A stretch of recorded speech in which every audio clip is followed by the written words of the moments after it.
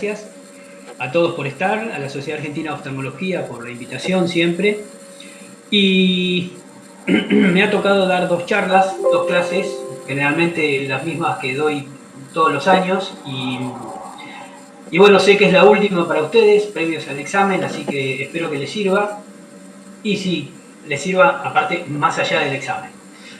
Vamos a hablar al principio de las imágenes, los diferentes métodos por imágenes, cuáles son los indicados, cuáles son los que se suelen solicitar, cuál es la importancia de cada uno, que es algo bueno, lo cual nosotros en nuestra subespecialidad, que es la neurooftalmología y la patología orbitaria, lo vemos bastante seguido, pero en general los oftalmólogos generales se encuentran con este problema a veces de la interpretación o la forma de pedir un estudio, y vamos a tratar de despejar algunas dudas. Estoy para las consultas que ustedes quieran hacerme, y comenzamos. Bueno, ahí vemos una imagen antes de comenzar. Yo quiero que se la graben bien. Este es el tumor orbitario más frecuente en el adulto, es muy característico y ya lo vamos a ver más adelante cuando hablemos de tumores orbitarios. Dentro de la patología orbitaria, nosotros nos manejamos por 10P, ¿sí? Las 10P son el dolor, la progresión de la patología, la proptosis, que es el signo cardinal de la patología orbitaria, la palpación, la pulsación, los cambios periorbitarios, los cambios posturales, los antecedentes patológicos del paciente, las fotos, hubo que hacer una pequeña trampita para ponerla en inglés para que entre la P, y por último, el más importante es pensar un poco, ¿sí? Una vez que tenemos todo, bueno, sentarnos a pensar a ver qué tenemos enfrente, no asustarnos y ver qué vamos a hacer. Pedimos imágenes, hacemos el diagnóstico de alguna otra manera. Esto es muy importante, tenemos que saber que todo lo que es patología orbitaria o la patología que nos obliga siempre a pedir alguna imagen, ¿sí? Tanto en adultos como en niños, se divide en 5 grandes grupos, lo que es la traumática, la inflamatoria, la vascular, la infecciosa y la tumoral. Es decir, siempre va a estar dentro de estas 5 patologías. Por supuesto, comenzamos con los traumatismos, la patología traumática, y lo más sencillo de todo es la radiografía orbitaria. ¿Sí? Casi no pedimos radiografías. Piensen cada uno de ustedes cuándo fue la última vez que pidió una radiografía para ver alguna lesión. Generalmente vamos directamente a la tomografía computada, pero la radiografía orbitaria es muy útil, es muy importante porque aporta mucha información y si uno tiene más o menos el ojo entrenado, a veces ni necesita una tomografía computada. Incluso a veces no necesita una tomografía computada ni siquiera para la resolución quirúrgica, aunque seguramente el paciente va a terminar haciéndosela. Fundamentalmente tenemos 2 proyecciones, que es la frontonasoplaca y la mentonasoplaca. Los nombres propios es la proyección de Caldwell y la proyección de Waters. ¿Sí? Ahí le puse más o menos una regla mnemotécnica porque a veces dicen proyección de Waters, bueno, ¿cuál será? La Waters es la mentonasoplaca. Después tenemos la radiografía de perfil, ¿sí? Que presenta el inconveniente de provocar la superposición de las órbitas y en ese caso a veces se nos complica para estudiar las órbitas individualmente. Y después tenemos incidencias especiales que podemos llegar a pedir, como por ejemplo la proyección de Riss, que es la proyección de agujeros ópticos. Por supuesto se usa cada vez menos, se usaba en su tiempo para evaluar los meningiomas del nervio óptico porque agrandaban el agujero, pero por supuesto con la tomografía computada y la resonancia magnética ha sido superado. Una placa rara que es la submentovertex placa, que es una hiperextensión, ¿sí? Que prácticamente no se usa, y en los casos de cuerpos extraños, en algunos lugares todavía se sigue usando la suite localizadora, que es bastante útil para diagnosticar si el cuerpo extraño es intraocular o extraocular o si está alojado en la esclera. Sepan que es muy útil la radiografía cuando hay que buscar una fractura especialmente no del tipo de fractura blowout, sino las fracturas con el compromiso del reborde y especialmente con desplazamiento, ¿sí? Son esas fracturas malares en las cuales el malar rota, se desinserta del frontal, se desinserta del maxilar superior, rota, entonces se ve perfectamente la abertura que hay en las suturas de entre los huesos. Y muchas veces con eso está hecho el diagnóstico. Fundamentalmente para buscar signos indirectos. Si ustedes no tienen un tomógrafo a mano y piden una radiografía y observan aire en la órbita o un hemoseno, especialmente en el seno maxilar, pueden prácticamente hacer el diagnóstico que hay una fractura o de pared medial o de piso orbitario, ¿sí? Y por supuesto todos sabemos que es el método más económico y accesible. Es decir, es el método más útil para los que no tienen ninguna otro examen complementario a mano, pueden sacar bastante información de la radiografía. Ven que se ven en las placas generalmente muy bien la órbita, se ven las paredes orbitarias, ¿sí?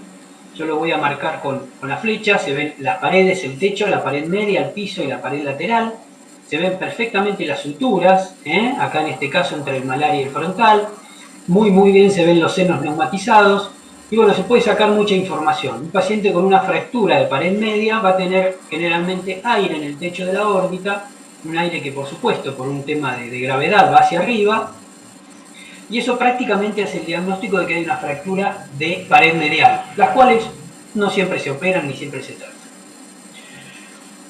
Seguimos en los traumatismos. La tomografía computada, todos sabemos que es el estudio de elección en toda patología orbitaria y especialmente en la tomografía, ¿sí? Si uno tiene que optar por un estudio, pide una tomografía computada. La tomografía computada viene en cortes axiales, coronales, sagitales y parasagitales. Esto es viejo, pero yo les aclaro que cuando ponen TOMOTAC de órbitas, le van a hacer solamente cortes axiales, porque es tomografía axial computada. Entonces generalmente se pone TC y los cortes que ustedes quieran pedirles. ¿Sí? Pueden pedir cortes axiales solos. En ciertos casos, por ejemplo en fracturas, es conveniente tener cortes coronales. Y si es posible, cortes finos, es decir, cortes bien seguidos uno del otro, como para ver dónde inicia la fractura y hacia dónde termina. Y los sagitales o parasagitales son menos importantes que los axiales y los coronales. Se puede usar contraste intravenoso, generalmente en las tomografías computadas pedidas en las fracturas orbitarias no hace falta. Recuerden que el contraste es iodado, que puede haber alergia y que si no es necesario no hay que pedir. También se pueden hacer angiografías o venografías por tomografía computada, que así como tenemos la angioresonancia, tenemos la angio-TC, que también da bastante información, aunque en general ha sido superada por la angioresonancia, más que nada por la definición. Ventana ósea, antes había que pedir con ventana ósea, actualmente los tomógrafos hacen automáticamente la ventana ósea, que es muy útil para ver la fractura. Y por último, la reconstrucción tridimensional, que en general ustedes van a ver que muchas vienen ya directamente con la reconstrucción tridimensional, pero a veces hay que pedirla especialmente. La reconstrucción tridimensional no es imprescindible, digamos, es un lindo chiche, es una linda imagen, es un progreso como para a veces mostrarle al paciente qué es dónde está y dejarlo medio fascinado con imágenes de reconstrucción, pero con una buena tomografía de cortes finos, con cortes coronales, uno diagnostica prácticamente todos los traumatismos orbitarios y muchas veces la reconstrucción tridimensional no es necesaria. ¿Cómo se pide? Esto es muy importante, se pide TC de órbitas sin contraste intravenoso, para que no le coloquen contraste de gusto, con cortes axiales y coronales. Esa es la forma de solicitar una tomografía computada orbitaria cuando hay un traumatismo y una sospecha de fractura. En caso de duda hay que agregar que hagan cortes finos de 1.5 milímetros, incluso a veces vienen de menos, y puede solicitarse con ventana ósea. Pero ya les digo, ahora vienen con ventana ósea. La imagen de la derecha es una tomografía computada de un paciente que tuvo un traumatismo, tiene un cuerpo extraño en el vértice de la órbita derecha, mejor dicho izquierda, derecha en la imagen de ustedes, y se observa esas líneas que se llaman líneas de Hounsfield o estrías de Hounsfield. Hounsfield es el descubridor de la tomografía computada, ¿sí? Premio Nobel de Medicina por el descubrimiento, y es muy útil, como ven, para la detección de los cuerpos extraños orbitarios o incluso los intraoculares. Muy útil en las fracturas blowout, es la que hace el diagnóstico. Recuerden que las fracturas blowout son las fracturas por estallido, las que tienen el reborde orbitario sin compromiso y que simplemente hay rotura del piso o de la pared interna de la órbita, ¿sí? Y como les decía, la tridimensional solo en casos puntuales y no hace falta de rutina. Acá vemos unas tomografías computadas en un paciente con una fractura orbitaria. Habrán visto muchas seguramente, porque hoy prácticamente es de rutina ver una fractura orbitaria. Acá ven que en este paciente le falta el piso, tiene todo el seno velado, todo el seno maxilar velado. Fíjense cómo el piso está caído, si bien acá pareciera haber tejido, pero el hueso está roto, el seno, hay un hemoseno.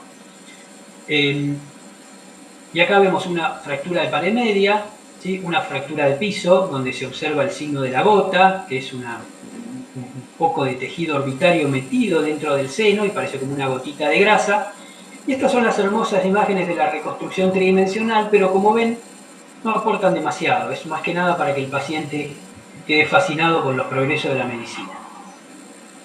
La resonancia magnética nuclear, ¿sí? Que es el estudio siguiente, no se suele utilizar en traumatismos. Recuerden que los resonadores se califican de acuerdo a la definición. Ustedes van a ver que hay resonadores de que van de 0.35 Tesla a 7 Tesla. 7 Tesla hay muy pocos en el mundo, la Clínica Mayo tiene uno, pero en general todos los resonadores que van a ver van a estar entre 1.5 y 3 Tesla, ¿sí? Que en definitiva es lo que hace el Tesla es definir un poco más el detalle de las imágenes, es decir, hay que ponerse exquisito cuando uno pide en Tesla, por ejemplo, una resonancia 3 Tesla, cuando esté buscando lesiones puntuales, especialmente en el terreno de la neurooftalmología, pero en la órbita en general con una lesión con un resonador de 1.5 Tesla es más que suficiente.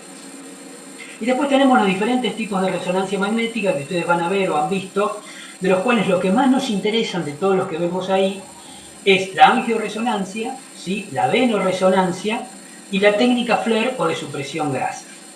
Especialmente los que más vamos a usar son la angioresonancia, ahora vamos a ver en qué casos, y la técnica de supresión grasa especialmente para evaluar el nervio, ¿sí? Fundamentalmente en tumores o en neuritis ópticas. ¿Se escucha bien, verdad?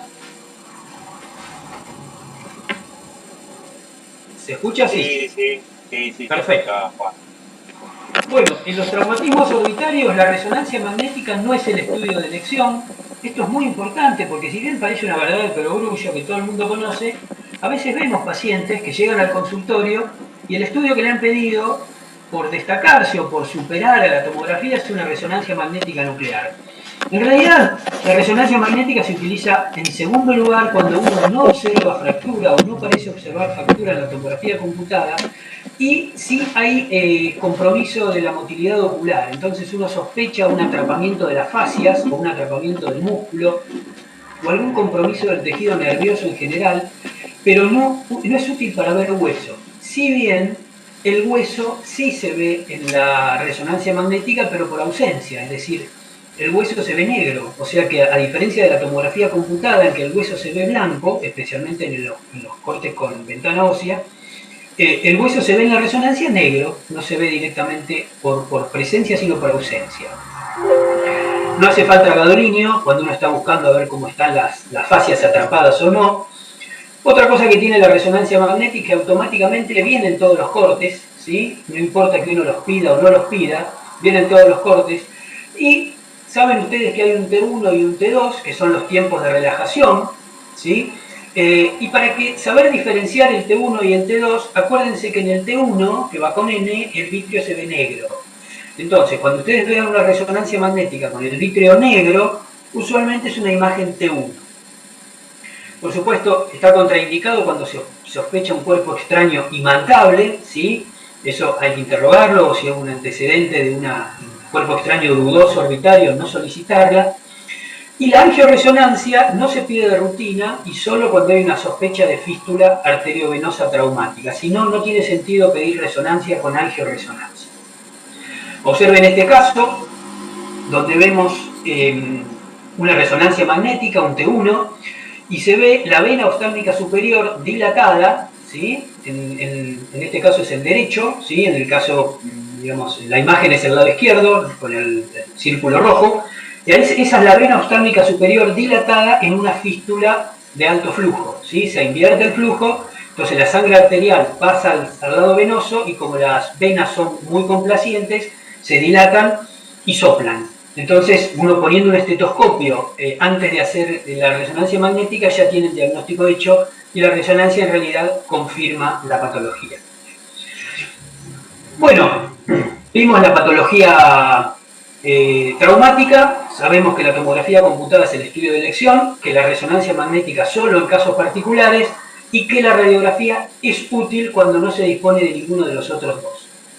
Por supuesto, la clínica es soberana, entonces los estudios por imágenes van a ser acompañar a lo que nosotros veamos, ¿sí? No nos tiremos de cabeza a pedir imágenes solamente por pedir. Ya vamos a ver al final por qué. En la patología inflamatoria, si nosotros colocamos la tomografía computada versus la resonancia magnética, sabemos que la tomografía computada tiene cortes axiales y coronales, ¿sí? Con y sin contraste intravenoso. Sirve para ver el compromiso graso o muscular difuso. Es muy útil cuando hay compromiso del vértice orbitario y sigue siendo el estudio de elección. La resonancia magnética, cuando no llegamos a dar un diagnóstico certero con la tomografía computada, bueno, lo mismo que habíamos visto recién, ¿sí? No es el estudio de elección, solo en caso de duda diagnóstica, es útil, tiene mejor definición tisular, hay que pedirla sí con gadolinio en estos casos, y de nuevo todas las incidencias, porque automáticamente el aparato hace todos los cortes. Fíjense en este caso, el diagnóstico de solo ver la imagen ya está hecho, está la patología orbitaria más frecuente por lejos, que es una orbitopatía tiroidea. Se ve un tremendo engrosamiento de todos los músculos.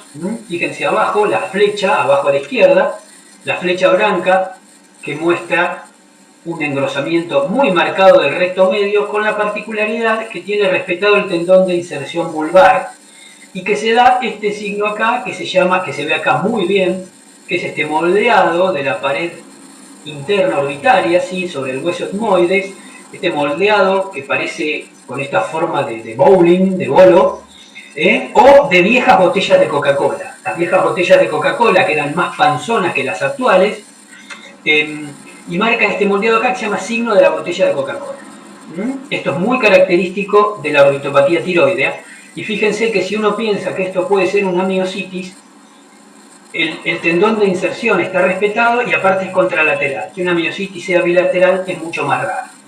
Y acá se ve en el corte coronal, esta resonancia magnética, en el corte coronal el engrosamiento marcado de los cuatro músculos, ¿sí? Incluso se ve el oblicuo y el nervio óptico en el medio, y lo importante es buscar el vértice orbitario a ver si no hay compromiso en el vértice. Dentro de la patología inflamatoria, acá sí tenemos una miositis, el viejo pseudotumor inflamatorio o enfermedad inflamatoria orbitaria inespecífica, el nuevo nombre, que es el clásico pseudotumor inflamatorio, esa inflamación orbitaria que no sabemos para dónde salir, nunca tenemos diagnóstico, muchas veces se hace una biopsia, es un diagnóstico de descarte, de exclusión de los demás, hacemos una biopsia y se observa una patología inflamatoria inespecífica. Generalmente se acompaña con inflamación muscular, y acá vemos la inflamación del músculo recto lateral con el tremendo compromiso del tendón de inserción, que lo diferencia de la orbitopatía tiroidea. Y fíjense que del otro lado los músculos están perfectamente normales. Seguimos. Las infecciones, ¿sí? De nuevo, dentro de las infecciones de la órbita, vamos a ver la tomografía computada versus la resonancia magnética. Sigue siendo de elección la tomografía computada. Hay muy pocos estudios, o muy pocas patologías, mejor dicho, en los cuales la resonancia magnética es el estudio de elección, y ya se las voy a decir. Pero en general, la pregunta, ¿cuál es el estudio de elección en la patología orbitaria? Siempre tomografía computada. Cortes axiales y coronales, con y sin contraste, ¿sí? Por supuesto, buscamos el compromiso graso y muscular difuso, como en la patología inflamatoria. Buscamos abscesos libres o subperiósticos. Buscamos fundamentalmente las sinusopatías, especialmente la etmoiditis. Recuerden que el 85% de las celulitis orbitarias son a punto de partida de una inflamación sinusal y generalmente del seno etmoidal. O sea que si hay una etmoiditis, lo más probable es que sea una celulitis orbitaria a punto de partida del seno etmoidal. Útil para descartar los cuerpos extraños orbitarios, y es de elección, como les había dicho. Y la resonancia magnética, estamos en la misma historia, no tiene mejor definición tisular, pero solamente se reserva para casos en los cuales la tomografía computada no aporta demasiados datos. En general, en las infecciones, con una tomografía es más que suficiente. Fíjense un cuadro de celulitis orbitaria y como les decía, acá donde vemos el círculo rojo, fíjense que la pared media ha sido volada completamente por la infección, carcomida por la infección, tiene una tremenda etmoiditis y por supuesto pasó a la órbita. En la órbita hay un severo compromiso anterior, compromiso del recto lateral, del recto medio y de todo el tejido extraconal entre lo que era la pared orbitaria medial y el recto medio. ¿Sí? Acá vemos un absceso orbitario bien delimitado, un absceso superióstico que produce una proptosis paraxial, ¿sí? Y acá vemos una inflamación, una infección bien orbitaria medial, y si volvemos acá, volvemos a ver que las celdillas etmoidales están comprometidas, lo mismo que acá. Entonces eso es una celulitis orbitaria de libro. Las colecciones orbitarias, como les decía, los abscesos, vemos perfectamente un absceso que desplaza el músculo, un absceso superióstico, este mismo absceso, acá se ve mejor. Generalmente requieren drenaje quirúrgico porque al estar enquistados no llegan bien los antibióticos. Y fíjense acá un absceso superióstico en la pared media con tremendo compromiso de las celdillas etmoidales, ¿sí? Y una clara celulitis orbitaria a punto de partida de esta etmoiditis. Fíjense que a veces no es tan simple hacer diagnósticos en cuanto a la pared. Yo puedo seguir perfectamente esta pared orbitaria media, acá y parece estar completa, parece estar íntegra. Pero en realidad seguramente está rota en algún sector, es muy finita, es justamente como el nombre lo dice, lámina papirácea, es un papelito que hace que pase rápido la infección a la órbita. Pasamos a la patología vascular, de nuevo, la tomografía computada versus la resonancia magnética, y acá la resonancia magnética ya empieza a tener un poquito más de preponderancia. ¿Sí? Acá cuando uno sospecha una tomografía, una patología vascular, puede animarse a pedir una tomografía computada de entrada, una resonancia magnética de entrada. Por supuesto, con una angioresonancia, ¿sí? Que tiene un 95% de sensibilidad, casi lo mismo que la angiografía digital. En general, la angiografía digital, cuando uno sospecha alguna fístula, el paciente va a ser derivado seguramente para un tratamiento endovascular y ahí le van a hacer la misma angiografía y en el momento de hacer la angiografía le van a hacer la embolización. Así que generalmente cuando hay una sospecha de una fístula arteriovenosa o una fístula de alto flujo, lo que con una resonancia magnética hacemos la derivación y el servicio de terapia endovascular hace directamente la angiografía. Es muy útil la tomografía para detectar hemorragias, signos indirectos por compresión y por supuesto los nuevos equipos tienen una muy buena definición, especialmente cuando pedimos angiotomografía o venotomografía, y en definitiva lo que estamos buscando es llegar a un diagnóstico y hacer un tratamiento adecuado. Fíjense esta imagen, muy típica, muchos lo reconocerán rápido, ¿sí? Los vasos en cabeza de medusa. Hay una proptosis, si bien la foto está muy de cerca, un paciente que tiene una proptosis y tiene signos cardinales de lo que son fístulas de alto flujo, que es los vasos en cabeza de medusa, una proptosis pulsátil muchas veces, y fundamentalmente el soplo característico cuando uno le acerca un estetoscopio, ¿sí? Nunca se pierdan de escuchar en un paciente que ha referido un traumatismo orbitario con pérdida de visión, incluso a veces sin fractura, traumatismo viejo, que viene con el ojo saltón, con el ojo en proptosis y que tiene una congestión conjuntival de este tipo. Nunca se pierdan de acercar un estetoscopio, especialmente la campana del estetoscopio, y van a hacer el diagnóstico en el segundo soplo. Fíjense la imagen, esta era la misma imagen que les había mostrado la vez anterior, con una dilatación de la vena oftálmica superior. Recuerden que el drenaje venoso orbitario se da por la vena oftálmica superior y que la inferior es inconstante y muchas veces no está. Y observen la imagen de la flecha roja, donde se ve la vena oftálmica superior de este lado, que es el lado derecho, digamos, del paciente, y acá vemos una vena oftálmica muy dilatada, ¿sí? Esto es una tomografía computada, o sea, fíjense lo útil de la tomografía computada, una vena muy dilatada con un diagnóstico de una fístula arteriovenosa. Las fístulas carótido-cavernosas, ¿sí? Son generalmente postraumáticas o tumorales. Hay una comunicación entre la porción intracavernosa de la carótida y el seno cavernoso. Entonces va a soplar, es decir, se pasa de un sistema de alta presión a un sistema de baja presión, con una dilatación marcada por reflujo de la vena oftálmica superior. Se ve hiperintensa en T2, ¿sí? Y lo ideal para evaluar esto es hacer una angiografía carotídea. Pero en general, cuando uno sospecha este tipo de patología, directamente lo deriva a un servicio de terapia endovascular. Recuerden, una proptosis postraumática pulsátil.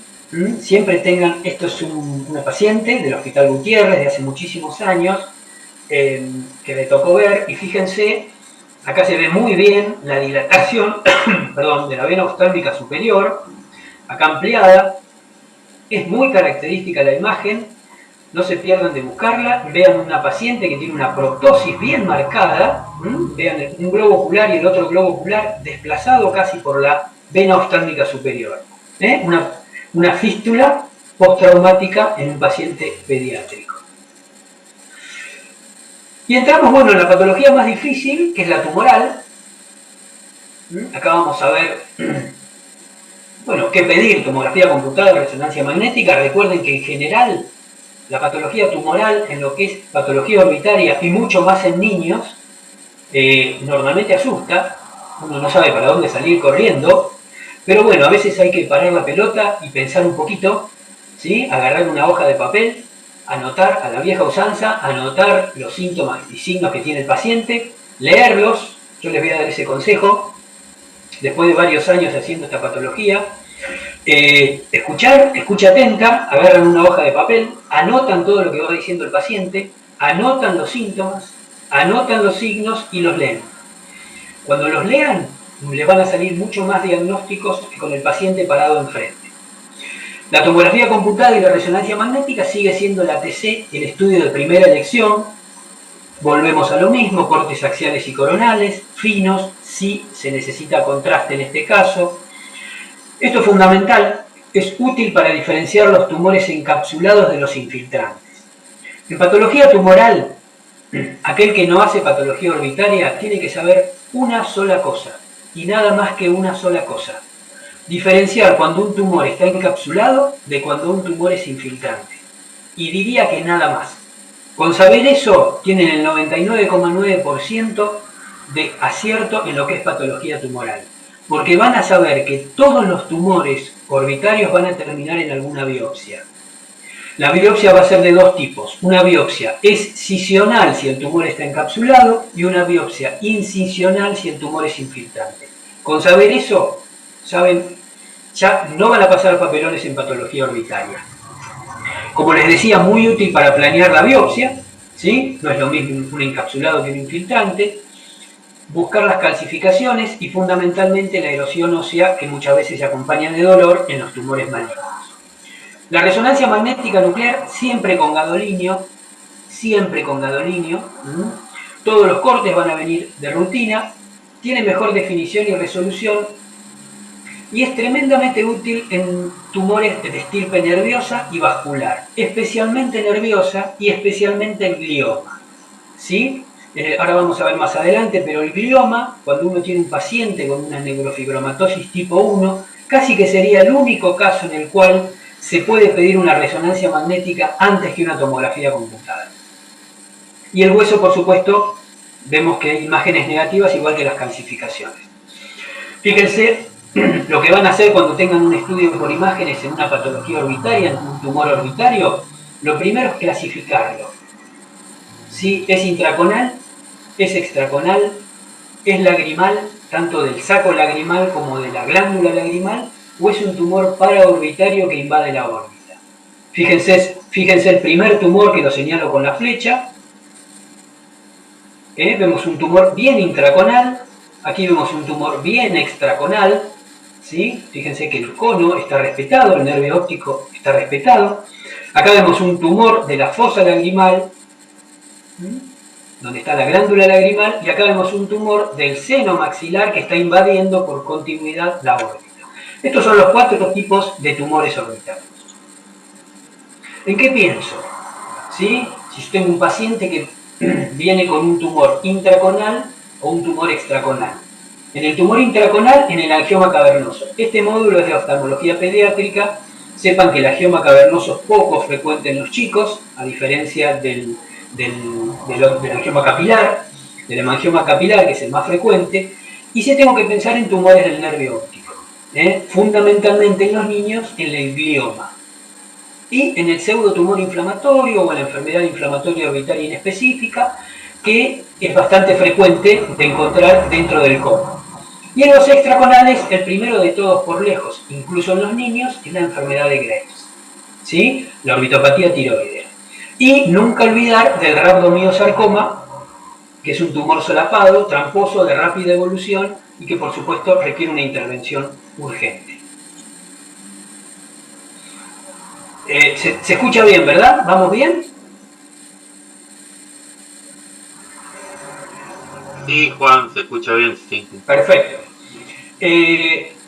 Los tumores vasculares, recuerden lo siguiente, nosotros tenemos 2 tipos de tumores a grosso modo, que es el hemangioma capilar, el tumor orbitario benigno más frecuente en la infancia, y el hemangioma cavernoso, que es el tumor orbitario benigno más frecuente en el adulto. ¿Sí? ¿Cuáles son las características? Están bien delimitados los dos. Ahora vamos a ver imágenes de cada uno de ellos. La fístula arteriovenosa, que en realidad no es un tumor vascular, sino que es una fístula, no se considera un tumor vascular. Y los linfangiomas, que vamos a ver las imágenes que son muy características. Fuera de estos, el resto de los tumores son tremendamente raros. Angioma capilar.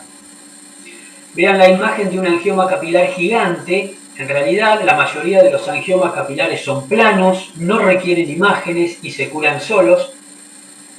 Pero en este caso vemos un angioma capilar gigante, especialmente abajo y a la izquierda, que está produciendo una hinchazón tremenda del párpado y provoca una ptosis palpebral. Por supuesto, esto hay que tratarlo. Fíjense este angioma enorme que incluso invade la órbita.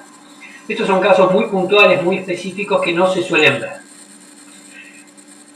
Y acá tenemos la imagen que veíamos al principio, el angioma cavernoso. Si bien es un tumor más frecuente en el adulto, a veces puede darse en adolescentes, es más raro, pero fíjense que la imagen es característica, es un tumor que asusta, un tumor enorme, casi tan grande como el globo ocular o más grande que el globo ocular, que produce una impronta en el polo posterior. Esta paciente seguramente es muy hipermétrope y se ve en el fondo de ojo esta impronta que da el tumor con una proptosis generalmente axial porque el tumor es intraconal. En realidad este tumor es enorme, muchas veces no se ven tan grandes. El linfangioma orbitario, ¿sí? Que es un tumor muy típico de la infancia. Recuerden, esto siempre lo insisto, el linfangioma es un coristoma. Van a leer al linfangioma como un coristoma, diferenciándolo de lo que son los amartomas. ¿Sí? Esto es muy importante saberlo, porque los coristomas son lesiones tumorales que crecen en lugares donde normalmente el tejido de origen no debe estar. ¿Sí? Al ser un linfangioma se considera que la órbita no debe tener linfáticos y se considera que el linfangioma está creciendo en un lugar donde no debe haber tejido linfático. En cambio, los tumores vasculares son todos amartomas, porque no hay lugar del organismo donde no haya vasos, salvo en la córnea. Entonces, el amartoma, los tumores de tipo vascular, el angioma cavernoso o el angioma capilar, es un amartoma. Y el linfangioma es un coristoma. Da una proptosis lentamente progresiva. Recuerden, esto es muy importante, luego de una infección respiratoria puede aumentar la proptosis, ¿sí? O provocar dolor por hemorragia, ¿sí? Esos quistes se rompen, sangran, aumentan de presión y producen dolor. Suele dar una proptosis no axial y el tratamiento es bastante difícil en general. Pero bueno, acá lo que vamos a hacer es más que nada, estamos en una clase de diagnóstico por imágenes, vamos a diferenciarlo bien. Fíjense la diferencia aquí arriba entre lo que es el angioma cavernoso y lo que es el linfangioma. Fíjense que está lleno de quistes y el angioma cavernoso era más homogéneo, ¿sí? No, fíjense, esta homogeneidad con esto. Esto es lo que diferencia uno del otro. Y el nivel, acá tiene niveles. Acá tenemos una paciente, una niña que tiene una proptosis. Si bien el globo ocular está empujado hacia adelante, pero parece estar empujado hacia afuera, parece ser una proptosis paraxial lateral. Acá vemos las imágenes, ¿sí? Y vemos esta lesión tumoral como si fuera en grasa de carnero, que está dada por todos estos quistes internos. ¿Ven? Acá se ve muy bien, fíjense la diferencia clara con lo que era el angioma cavernoso. Fíjense que parece como grasa, todos pequeños quistecitos, bien heterogéneos. Esta es una imagen típica de un linfangioma orbitario, de muy difícil tratamiento quirúrgico y difícil a veces abordaje, porque uno lo reseca y no lo reseca completo y vuelve a aparecer. Los infiltrados linfocíticos, la enfermedad de Graves, en primer lugar dentro de los benignos, y dentro de los malignos, los linfomas. Recuerden los linfomas, muy característica la imagen, ahora vamos a ver, suelen ser de bajo grado de malignidad, muchas veces localizados solo en la órbita, patología más del adulto, así que la vamos a pasar un poco por arriba. Esta es una imagen típica de un linfoma. Fíjense que a diferencia de lo que uno pensaría, es un tumor bien delimitado. Acá tenemos otra imagen del mismo linfoma, ¿sí? Que acá refuerza con contraste. Y fíjense que es un tumor delimitado que llama a sacarlo completo, lo cual no está indicado, sino que está indicado hacer una biopsia. Solamente una biopsia. Ustedes saben mejor que yo, esto es una de las cosas que más se repiten en oftalmología, la mancha color salmón, característica de la conjuntiva, que hace sospechar una lesión linfomatosa. Y lo principal que nosotros buscamos es diferenciar lo que es una lesión linfoidea benigna, ¿sí? Que es una hiperplasia linfoidea reactiva benigna, de las lesiones malignas, ¿sí? Y en el medio hay unas indeterminadas, que es la hiperplasia linfoidea típica, pero fundamentalmente lo que nosotros buscamos es hacer diagnóstico del linfoma. ¿Cuál es la diferencia entre las benignas y las malignas? Es muy sencillo. Como lo habíamos estudiado en la facultad, las benignas son policlonales, es decir, son muchos clones de linfocitos B activados, y el linfoma es un solo clon. O sea, todas las lesiones tumorales son, mejor dicho, monoclonales.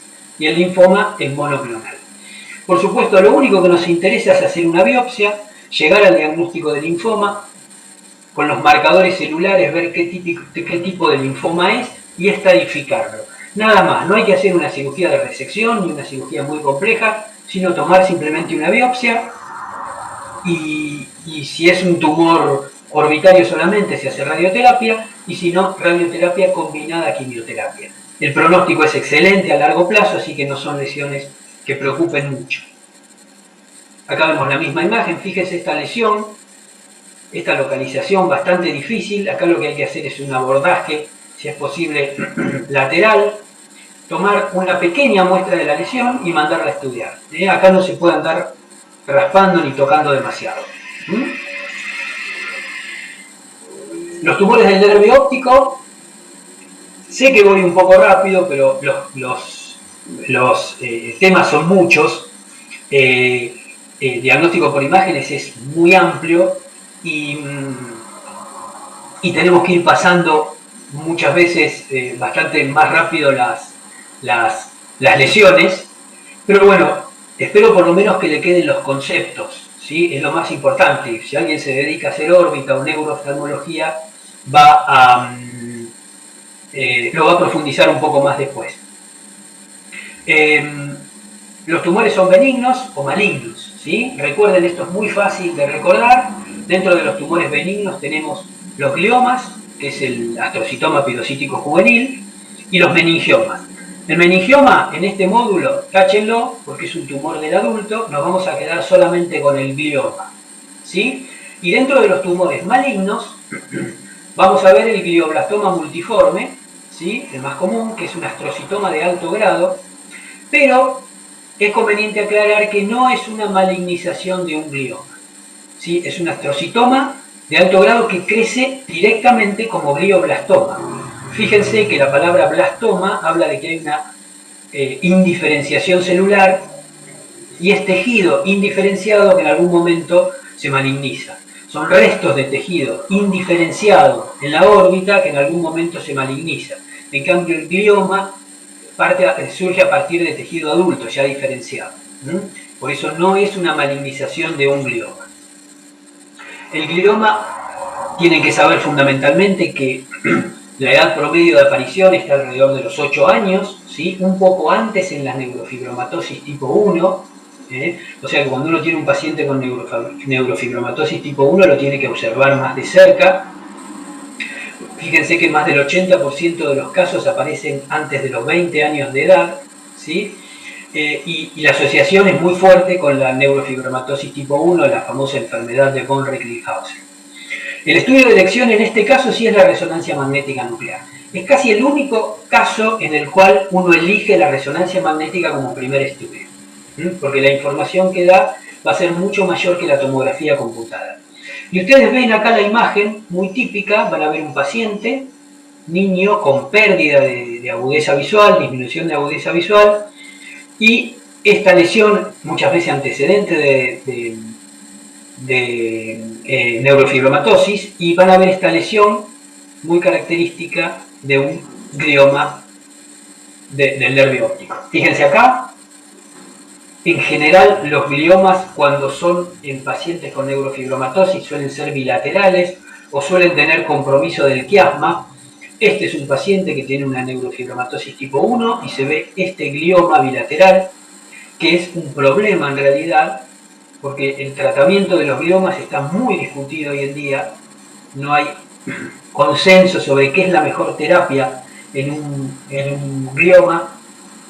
Después de hacer una biopsia y tener el diagnóstico de glioma, hay escuelas o bibliotecas que apuntan para todos lados. Así que no es un tema de esta clase, pero sepan diferenciar, o que en un paciente con neurofibromatosis tipo 1 una resonancia magnética nuclear es importante para descartar el astrocitoma pilocítico. Dentro de los tumores del músculo esquelético, que nos interesa en oftalmopediatría, casi descartamos los rhabdomiomas, son tumores muy raros, ¿sí? Pero el cuco es el rhabdomiosarcoma, especialmente el embrionario. Fíjense esta imagen, un paciente pediátrico, donde se ve una gran tumoración que involucra un músculo, ¿sí? En este caso el recto medial, está completamente involucrado. Fíjense acá, parece perderse el músculo dentro de la lesión, creciendo antes del globo, en la parte anterior del globo.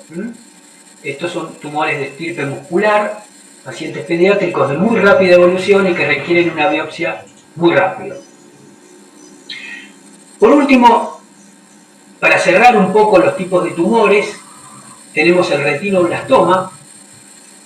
Pero el retinoblastoma cualquiera me diría, bueno, es un tumor intraocular, ¿sí? Es cierto, dentro de los tumores orbitarios habría que agregar, dentro de la clasificación que les di, los tumores que parten del globo ocular, que los vamos a clasificar después en intraconales, extraconales, pero así como vienen tumores del seno, también vienen tumores del globo ocular. Son muy raros de ver. En este caso vemos un retinoblastoma, ¿sí? De un crecimiento muy rápido. Fíjense cómo devoró el globo ocular.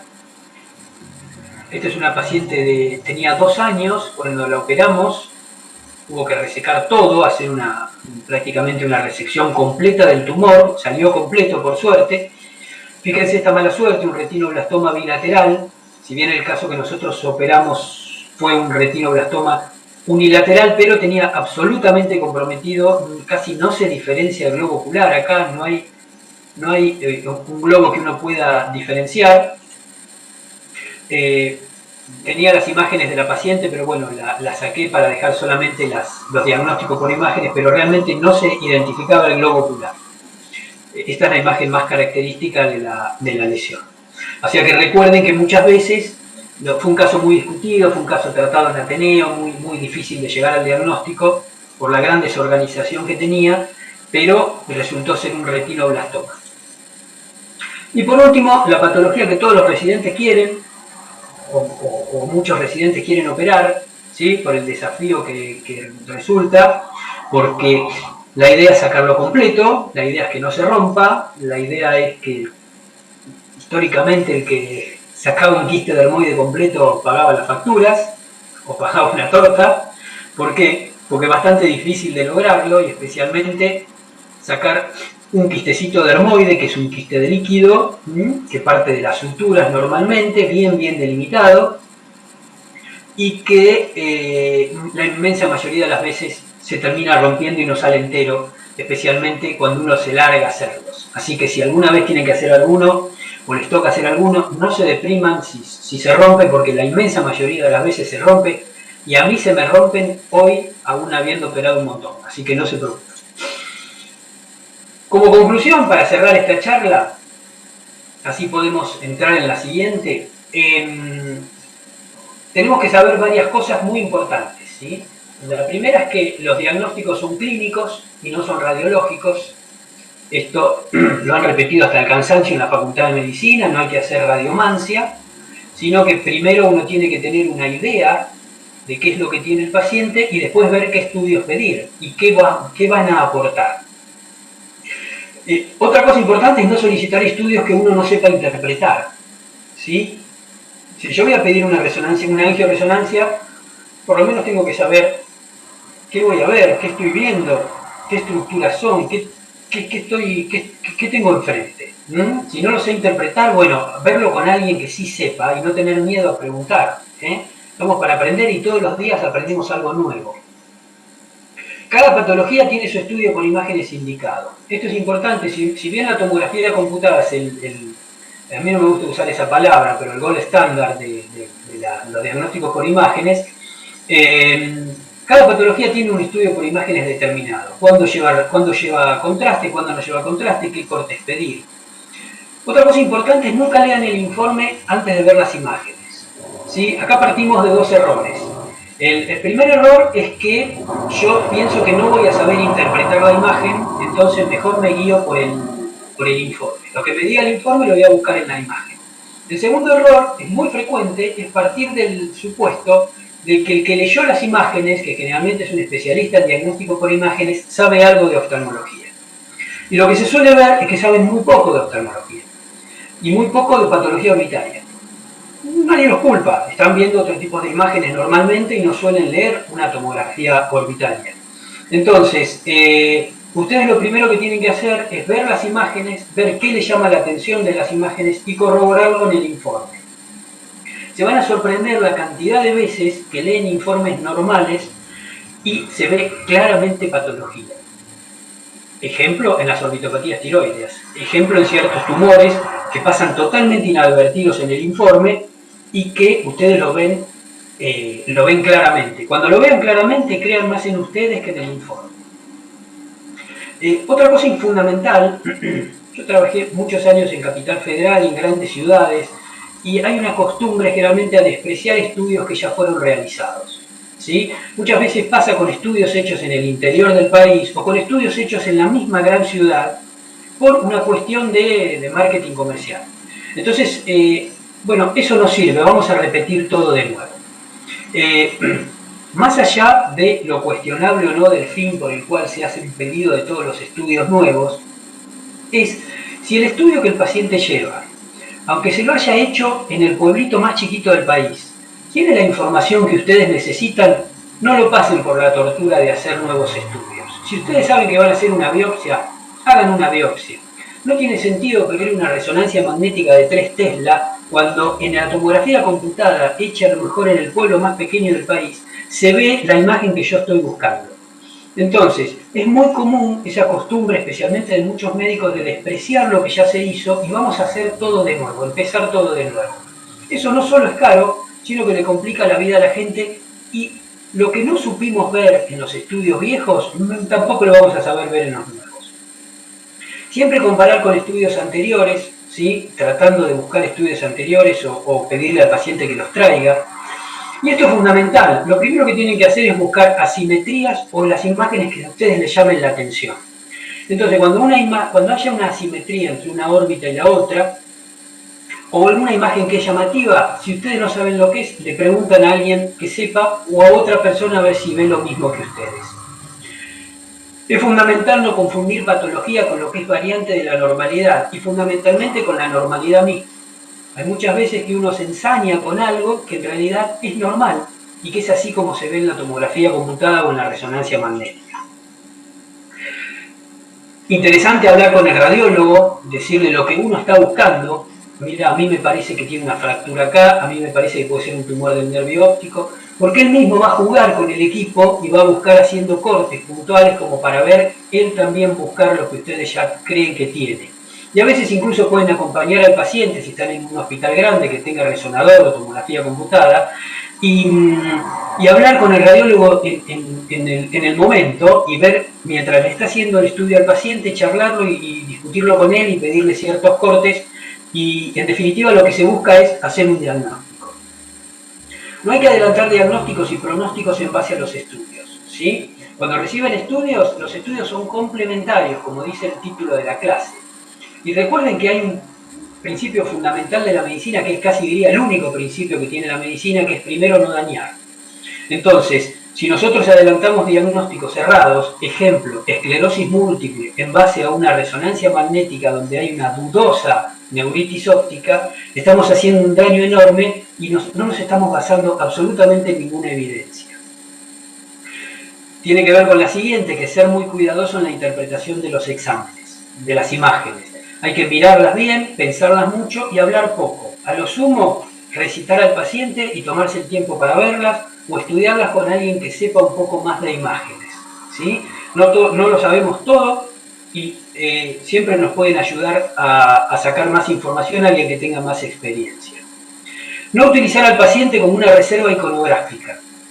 No pedir estudios por el solo hecho de guardar las imágenes para presentarlas en un trabajo o para presentarlas en un congreso, ¿sí? El estudio, si ustedes lo tienen, perfecto, pero hay pacientes que tienen patología rara, entonces alguien va a presentar algún trabajo y hace una especie de pedido de estudios en exceso para presentarlos en el trabajo. No tiene ninguna asidero moral. No solicitar estudios para hacer tiempo, que es otra cosa que se ve. No sé qué hacer, no sé qué tiene, entonces bueno, hacete este estudio y cuando lo tengas me venís a ver. Y vemos qué hacemos en el interín. Eso es muy común de ver y vemos pacientes, les digo por experiencia personal que me dedico a hacer neurooftalmología, pacientes que entran, patología orbitaria lo mismo, pacientes que entran al consultorio con una bolsa y esa bolsa tiene 500 estudios de los cuales fueron pedidos porque no se sabía qué pedir. Entonces el 90% de los estudios no están aportando ninguna información y con un solo estudio estaba hecho el diagnóstico. Usemos el criterio médico y fundamentalmente el criterio humano, ¿sí? Pongámonos en el lugar del paciente y qué nos gustaría que nos hicieran a nosotros. Y los estudios son caros, tienen un costo. Por lo tanto, como todas las anteriores, no tiene sentido de pedirlos por pedirlos. Es preferible tener otra opinión, ¿sí? Si va a terminar en una biopsia, no tener estudios y estudios y estudios cuando el paciente simplemente con un pedacito, con un taquito, va a tener el diagnóstico. Y generalmente caemos en esto, ¿sí? La medicina no se equivoca nunca, pero muchas veces la medicina se equivoca, ¿sí? Y especialmente, aún teniendo los mejores estudios por imágenes, nosotros nos equivocamos. Entonces, es muy difícil hacer diagnósticos certeros con las imágenes por mayor definición que tengan. El diagnóstico es biopsia. Entonces, cuando tenemos una biopsia, salvo casos puntuales como las orbitopatías tiroideas o casos muy evidentes, pero si no, lo que nosotros tenemos que plantear es llegar a un diagnóstico definitivo, una estadificación y un tratamiento. Y los estudios por imágenes, el diagnóstico por imágenes, nos acompañan, nos ayuda, pero nada más. Los que vamos a terminar tomando la decisión en definitiva somos nosotros los médicos. Yo siempre le digo lo mismo, que es que actualmente estamos dejando en manos de ingenieros a la medicina. Y no puede ser. Los equipos producidos por ingenieros nos tienen que ayudar a nosotros como médicos, pero no dejar en manos de los equipos los diagnósticos. Terminamos la primera charla. ¿Hay alguna pregunta? No, Juan. Por ahora todo bien va, así que puedes continuar. Perfecto, a ver si podemos abrir. Ahí no se ve, ¿cierto? Sí, se ve. Neurooftalmología pediátrica. Exacto. Perfecto. Bueno, sé que los abrumé mucho con aquello. Ahora viene lo lindo. Vamos a hablar un poquito de neurooftalmología pediátrica. Es raro que alguien se dedique a hacer neurooftalmología pediátrica, pocos, pero bueno, hay cosas que uno debe saber porque los niños se asustan más que los adultos. Entonces, en general, salvo que uno se dedique a ver niños, nos provoca una atención especial descubrir una patología en un niño, y especialmente una patología neurooftalmológica o una patología neurológica grave a partir de signos neurooftalmológicos. Los neurooftalmólogos en gran medida son diagnosticadores y muy poco tratadores, porque generalmente el tratamiento es más del resorte del neurólogo clínico o del neurocirujano o de aquel que haga cirugía orbitaria. Pero es muy importante que cuando les toque ver un paciente que tiene algún trastorno neurooftalmológico y especialmente pediátrico, por lo menos estar orientados, ¿sí? Ustedes siempre van a tener que pedir alguna ayuda, pero por lo menos estar orientados. La imagen que vemos ahí es una imagen que a cualquiera puede asustar, ¿sí? Especialmente si la ve por primera vez, pero no son más que drúsens de papila. Y ya vamos a ver cómo hacemos los diagnósticos diferenciales. Bueno, lo primero que tenemos que saber, esto lo saben todos o la mayoría, es una buena semiología del disco óptico, de la papila, del nervio óptico, ¿sí? No hay mucho misterio acá. Muchas veces escuché que mejor la lupa de 60, mejor la lupa de 78, mejor la lupa de 90. La verdad, cualquier lupa es buena. Alguien decía que no hay estetoscopio bueno en manos de un mal oyente o escuchador, ¿sí? Entonces, una persona perspicaz con cualquier estetoscopio escucha un buen soplo. Con las lupas pasa lo mismo. El nervio óptico se ve de cualquier forma, no hay ningún misterio. Cualquier lupa que tengan a mano, con filtro, sin filtro, de 78, de 90, yo he usado absolutamente todas y con todas se ve perfectamente bien el nervio óptico. Incluso con el oftalmoscopio directo, que cada vez se usa menos. Los fondos de ojo con el oftalmoscopio directo cada vez se usan menos. Y yo les voy a decir algo que aprendí de Daniel Domínguez, que siempre se lo agradezco, y me enseñó a usar el oftalmoscopio directo con la lupa de 20. A modo de oftalmoscopio indirecto, a modo de Schepens, usar una lupa de 20 para enfocar como si estuviera viendo con un oftalmoscopio indirecto, pero ver con el oftalmoscopio directo. Lleva su tiempo de aprendizaje, pero es tremendamente útil para ver el nervio óptico de un pantallazo. Les sugiero que lo practiquen, les sugiero que pidanle a alguien que ya lo haya hecho, que se los muestre. Al principio con el paciente con las pupilas dilatadas, usan exactamente la lupa de 20 como si estuvieran haciendo una OBI o un examen con el oftalmoscopio de Schepens, pero mirando a través del oftalmoscopio directo y se ve perfectamente bien la papila. Por supuesto la imagen es invertida porque estamos usando una lupa. Lo ideal es ver la envidiasis, ¿sí? Buscar si es posible la luz aneritra cuando usamos en la lámpara de Miura, o también puede usarse en el Schepens la luz aneritra como para ver las fibras, los tractos fibrosos de las células ganglionares, y la regla mnemotécnica de la A a la H como para abarcar todo, como para describir todo, ¿sí? La emergencia de los vasos, cómo es el reborde orbitario, el reborde papilar, el color, el diámetro, el tamaño de la papila, la excavación, la relación entre la excavación y el borde, la forma, el espesor del anillo retinal o el aspecto del anillo neuroretinal, que es en definitiva lo que nos interesa, y la historia clínica del paciente. Y fíjense abajo a la derecha, una papila no tiene mayor misterio, tiene una excavación, tiene un borde que es un anillo neuroretinal, que simplemente son las fibras de las células ganglionares que se amontonan, ¿sí? Se amontonan para entrar en el colador ese que es la esclera, que es la lámina cribosa, y tiene un reborde, donde se termina esa sobreelevación de las fibras, que es el reborde, que es lo que tenemos que prestar atención especialmente en patologías neurooftalmológicas.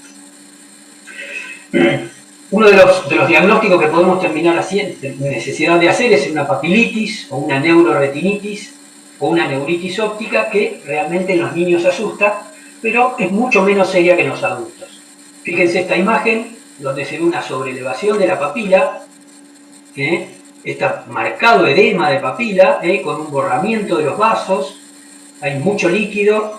Acá se ve exactamente lo mismo, con un difuminado del reborde del disco óptico, y esta estrella, esta especie de estrella macular que hay acá, que es característico de la neuroretinitis.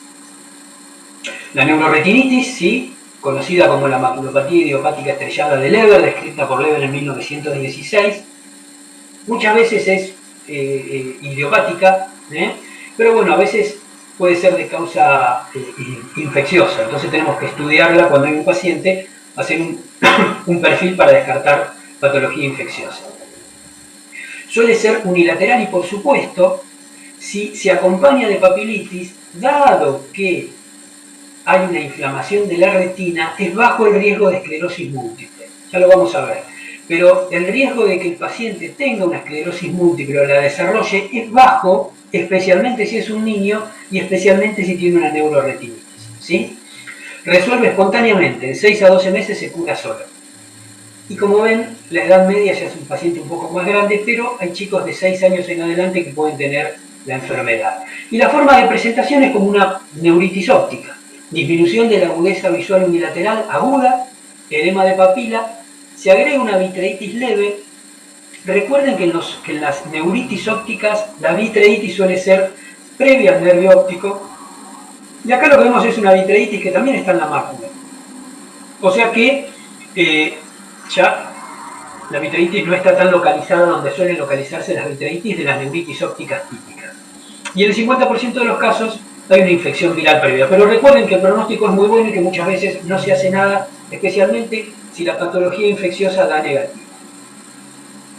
Vean las imágenes de las neuroretinitis, han visto miles en los libros, una estrella macular, una hemiestrella macular. Fíjense, bien característico, esto va desapareciendo solo, pero quiero que miren en esta imagen estas líneas, ¿sí? Estas líneas en circunferencia alrededor del nervio óptico, muchos ya sabrán de qué se trata, ¿sí? Estas se llaman líneas de Patton, son muy características de las neuritis, de las edema de papila, casi patognomónicas de un edema, ¿sí? Son pliegues que se dan alrededor del disco óptico concéntricos, y fíjense por supuesto el edema de disco que hay aquí. Las papilitis y las neuritis ópticas sin neuroretinitis, miren esta imagen donde se ven acá las líneas de Patton, ¿sí? Estas líneas así concéntricas, circunconcéntricas alrededor de la papila, con el edema de papila, con el borramiento de los vasos, con la pérdida del reborde del anillo neuroretinal. Observen acá también claramente un edema con hemorragias en astillas, ¿sí? Con borramiento de los vasos que están tapados por, acá se ve perfectamente bien, por tejido y por líquido. Estos son típicos edemas de papila. Bueno, las papilitis pueden acompañarse de síntomas neurológicos. En general en los niños, fundamental que si ven esto, no se asusten mucho. Recuerden esto, ustedes ven un paciente pediátrico y ven este fondo de ojos. Quiero que cada uno piense un poquito, si está en su consultorio solo, en algún lugar donde no puede consultar con nadie, y ve este fondo de ojos en un niño. Ustedes me van a contestar, perfecto, pero ya pasamos por una parte previa del examen que fue la toma de agudeza visual. Si ustedes tomaron la agudeza visual y el niño tiene una agudeza visual muy disminuida y ven este fondo de ojos, es muy probable que sea una papilitis o una neuritis óptica. Si la agudeza visual es normal y vemos este fondo de ojo, especialmente bilateral, ahí sí nos podemos preocupar un poco más, ¿sí? Porque eso ya es un papiledema secundario a la estasis y secundario a un aumento probable de la presión intracraneal. Hay antecedentes de enfermedad viral, en general hay que preguntar, ¿sí? O de vacunación. Yo tuve un caso una vez de una niña de 6 años, hija de un colega, que me consulta. En ese caso fue por diplopia, por visión doble, una parálisis del sexto par, Pero se ve esto en el fondo de ojos y uno interroga si tuvo una enfermedad viral a unos 15 días antes del cuadro. Para los adentros de uno piensa, bueno, esto es una neuritis o una papilitis de origen viral. Se pide resonancia magnética, está discutido. A veces se puede observar y el cuadro desaparece solo. En ese caso no se pidió resonancia magnética, el cuadro desapareció solo, sin ninguna secuela. Recuerden que en los niños, a diferencia del adulto, en los niños la inflamación suele ser de la papila. En cambio en los adultos la neuritis suele ser retrovulvar. Recuerden que en las neuritis ópticas en un adulto es ese famoso caso en el cual ni el paciente ve ni el médico ve. Es decir, el paciente no ve bien y el médico no ve nada. Entonces, en ese caso sospechamos que la patología está en la porción retrovulvar. Pero en los niños hay mucha sintomatología de la papila, como vemos acá. Hay una vitreitis prepapilar, hemorragias en llamas, igual que en un adulto. Y otra cosa que tiene es que suelen ser bilaterales. En cambio, en el adulto suele ser unilateral. Cuando hay una neuritis, cuando uno escucha el nombre neuritis, papilitis, inflamación, lo primero que se nos pasa por la cabeza es la esclerosis múltiple. ¿Sí? Entonces, o uno habla de más, o el paciente interroga. Doctor, ¿puede ser una esclerosis múltiple? O uno dice, puede ser una esclerosis múltiple. Tenemos que saber algunas cosas. En los niños la posibilidad de conversión en una esclerosis múltiple es muy baja, es bajísima. Suele ser de causa viral, de causa inmunológica, o por vacunación, o por otro cuadro, pero no una esclerosis múltiple. Entonces, por supuesto, nosotros no estamos autorizados a mencionar siquiera la palabra esclerosis múltiple. A lo sumo pedimos una resonancia magnética o solicitamos una interconsulta con un neurólogo pediátrico colocándole que el niño hizo una papilitis o una neuritis óptica. La etiología más frecuente suele ser idiopática, ¿sí? O infecciones virales. Estas son las dos más frecuentes. Las idiopáticas o las infecciones virales. Y la esclerosis múltiple y el resto son muy, muy raros. De todas maneras, ver un chiquito con una papilitis o con una neuritis óptica ya de por sí es raro. Bueno, las neuritis ópticas en la infancia, tanto en la infancia como en el adulto, pueden ser típicas o atípicas. ¿Sí? Las neuritis ópticas típicas son las que vimos hasta ahora. Pero ¿cuáles son las atípicas? Que muchas veces lamentablemente son frecuentes y nos desorientan. Entonces, cuando ustedes vean una neuritis óptica de comienzo que es sincrónico bilateral, las dos ojos al mismo tiempo, o que no duela, o que duela mucho la cabeza, es decir, que hay una falta de dolor o un exceso de dolor. Cuando hay mucha inflamación, mucha vitreitis, mucho cuadro inflamatorio, o cuando hay mucho edema del nervio o muchas hemorragias papilares, estamos hablando de una neuritis óptica o una papilitis atípica. Cuando no hay mejoría espontánea, o va empeorando con los días, cuando no mejora las líneas de visión a las 3 semanas de iniciados los síntomas y queda como está. En edades mayores de 50 años nosotros estamos hablando de neurooftalmología pediátrica, no nos importa. Y los casos que se acompañan de enfermedades sistémicas o que son dependientes de los corticoides. Es decir, que nosotros estamos permanentemente, al quitar el corticoide, vuelve la neuritis óptica. Es de difícil tratamiento y en general ustedes van a ver que los casos de neuritis ópticas atípicas y que no evolucionan bien, a todos nos pasa, el paciente se va a perder, porque se va a ir a otro lado, porque no evoluciona bien. Entonces muchas veces se van a perder el seguimiento del paciente. Naturalmente los pacientes que aún con el mejor tratamiento no evolucionan bien, van a ir a hacer otra consulta, ¿sí? Se van a ir a otro lado y quizás los terminamos perdiendo. Y eso es algo muy frecuente que nos pasa y no podemos seguir a los pacientes. Quería enfocarme a esto, las neuritis ópticas y la esclerosis múltiple en pediatría. Y quiero llegar a mostrarles que el último de todos, las imágenes, el último de todas las líneas, es que los estudios van desde un 13 a un 85%. O sea, es muy difícil hablar con certeza sobre qué caso de neuritis óptica va a transformarse en una esclerosis múltiple en pediatría. Pero fíjense que son bajos, 13%, un niño de 27, ¿sí? Un 36% es más alto, pero en general son muy bajos. ¿Por qué? Porque el estudio de neuritis óptica que nosotros tenemos, que es el ONTT, no ha sido extrapolable a la población pediátrica, porque los pacientes registrados para el ONTT son pacientes mayores de edad. Pero tenemos que saber que la esclerosis múltiple es rara en pediatría, ¿sí?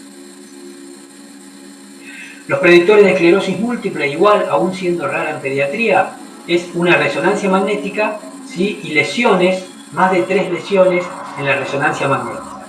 Entonces, eso sí es un predictor de esclerosis múltiple cuando uno ve un paciente con una neuritis óptica. ¿Cuáles son las que tienen mayor riesgo de desarrollar esclerosis múltiple? Cuando me refiero a la palabra riesgo, no significa que ese tipo de neuritis óptica incrementa el riesgo de desarrollar esclerosis múltiple.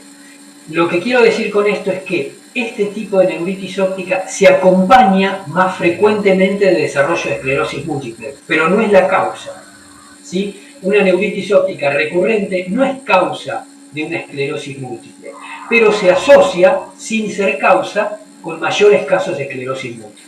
Es decir, si yo veo a un paciente que tiene una neuritis óptica recurrente, puedo pensar que tiene mayor riesgo de tener una esclerosis múltiple o de desarrollarla, pero no es porque la neuritis óptica sea recurrente sea una causa. El comienzo invernal, ¿sí? El comienzo sincrónico o asincrónico contralateral es cuando ambos ojos desarrollan esclerosis múltiple, ¿sí? El fenómeno de Uthoff, yo no sé si ustedes se acuerdan lo que es el fenómeno de Uthoff, es ese empeoramiento de los síntomas en ciertas situaciones. Por ejemplo, cuando el paciente tiene fiebre, o cuando se somete a una ducha caliente, o cuando hace ejercicio, ahí empeoran los síntomas. Hay que pensar que es una neuritis óptica más grave, ¿sí? Cuando el paciente es joven, y fíjense que una infección viral 2 semanas previas a la neuritis óptica no se asocia, se asocia con menos riesgo de desarrollar esclerosis múltiple, lo cual es lógico. ¿Por qué? Porque la neuritis o la papilitis está dada por la infección viral, no por una enfermedad desmielinizante. Si no hay asociación, porque no existe esclerosis múltiple en el medio. Otra discusión que se da es si la neuritis óptica en ciertos pacientes no es ya una esclerosis múltiple, que todavía no tiene otros signos y que su primer signo de esclerosis múltiple es la neuritis óptica, y que sí o sí va a desarrollar otros. Por eso la cosa no está tan clara. Acá viene el problema: ¿los tratamos, no los tratamos? ¿Cuándo los tratamos? ¿Se tratan? ¿Sí? Quizás tengan que saber que el tratamiento de las neuritis ópticas es controvertido hasta en los adultos. Cualquier estudio que vean, no se van a poner de acuerdo sobre qué hacer frente a una neuritis óptica, ¿sí? En el ONTT, que es el estudio para el tratamiento de las neuritis ópticas, el trial para el tratamiento de las neuritis ópticas, se usó pacientes mayores de 18 años, y lo único que se vio hasta el presente es que la metilprednisolona intravenosa logra una mejor recuperación, o mejor dicho, una recuperación más rápida de la agudeza visual, lo cual es lógico, porque restituye rápido la barrera que se pierde, es decir, la barrera hematoencefálica perdida por la inflamación. Pero a largo plazo el resultado es exactamente el mismo que si uno hace una terapia oral o placebo, o no le hace nada.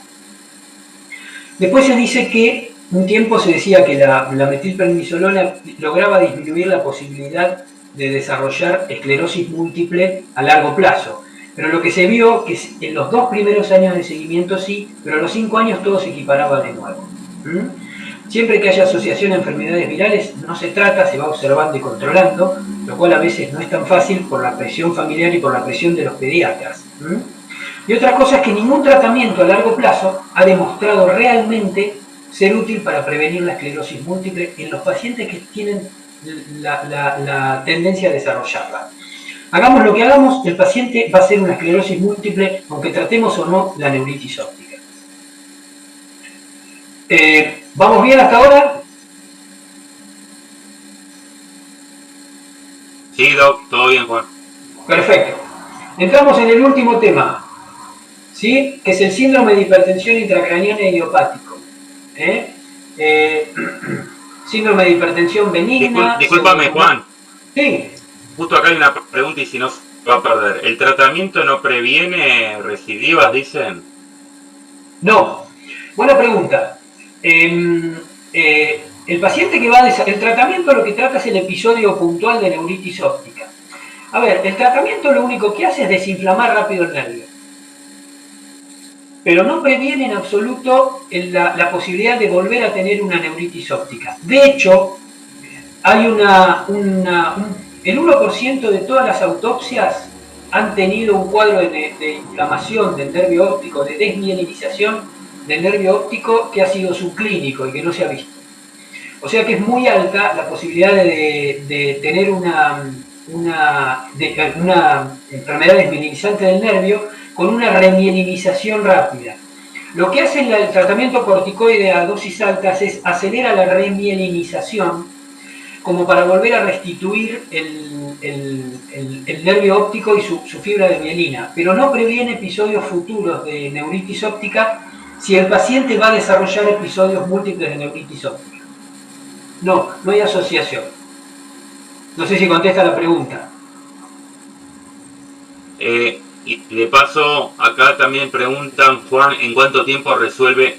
Sí, perfecto, dicen que la contesta. ¿En cuánto tiempo resuelve una papilitis post vacunación? Buena pregunta. En general, en un mes debe estar resuelta. 3 semanas, un mes debe estar resuelta.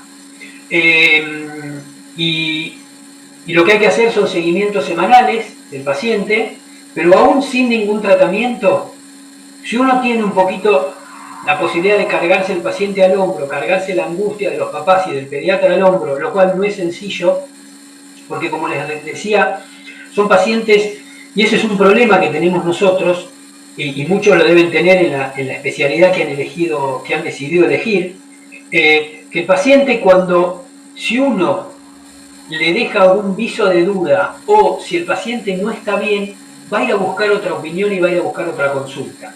El problema de otra opinión y otra consulta es que le inicien un tratamiento que no le va a dar mayor resultado que el no hacer tratamiento. Porque en ese caso lo que va a atribuir es su mejoría a un tratamiento que en realidad no fue la causa de su mejoría, sino que la causa de su mejoría fue el solo paso del tiempo. Les habrá pasado muchas veces, salgo un segundito de tema y vuelvo, que han tenido pacientes con una conjuntivitis viral, ¿sí? Por un adenovirus.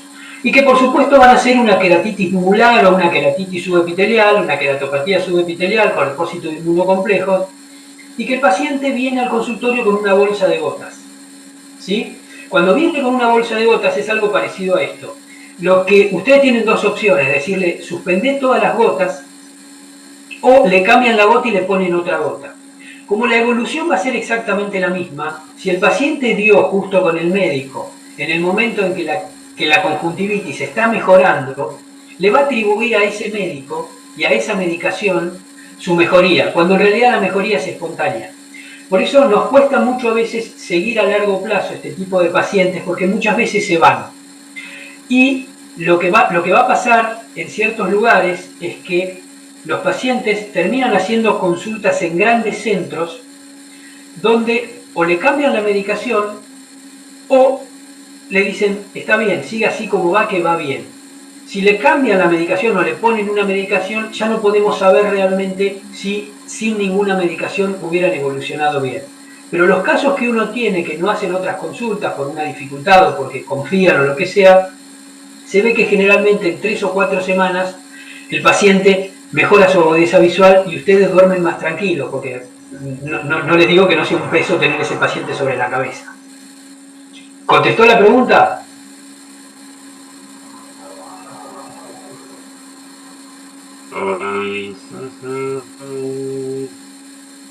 Bueno, ahí contestó. Sí, perfecto, Juan. Dale adelante. Perfecto.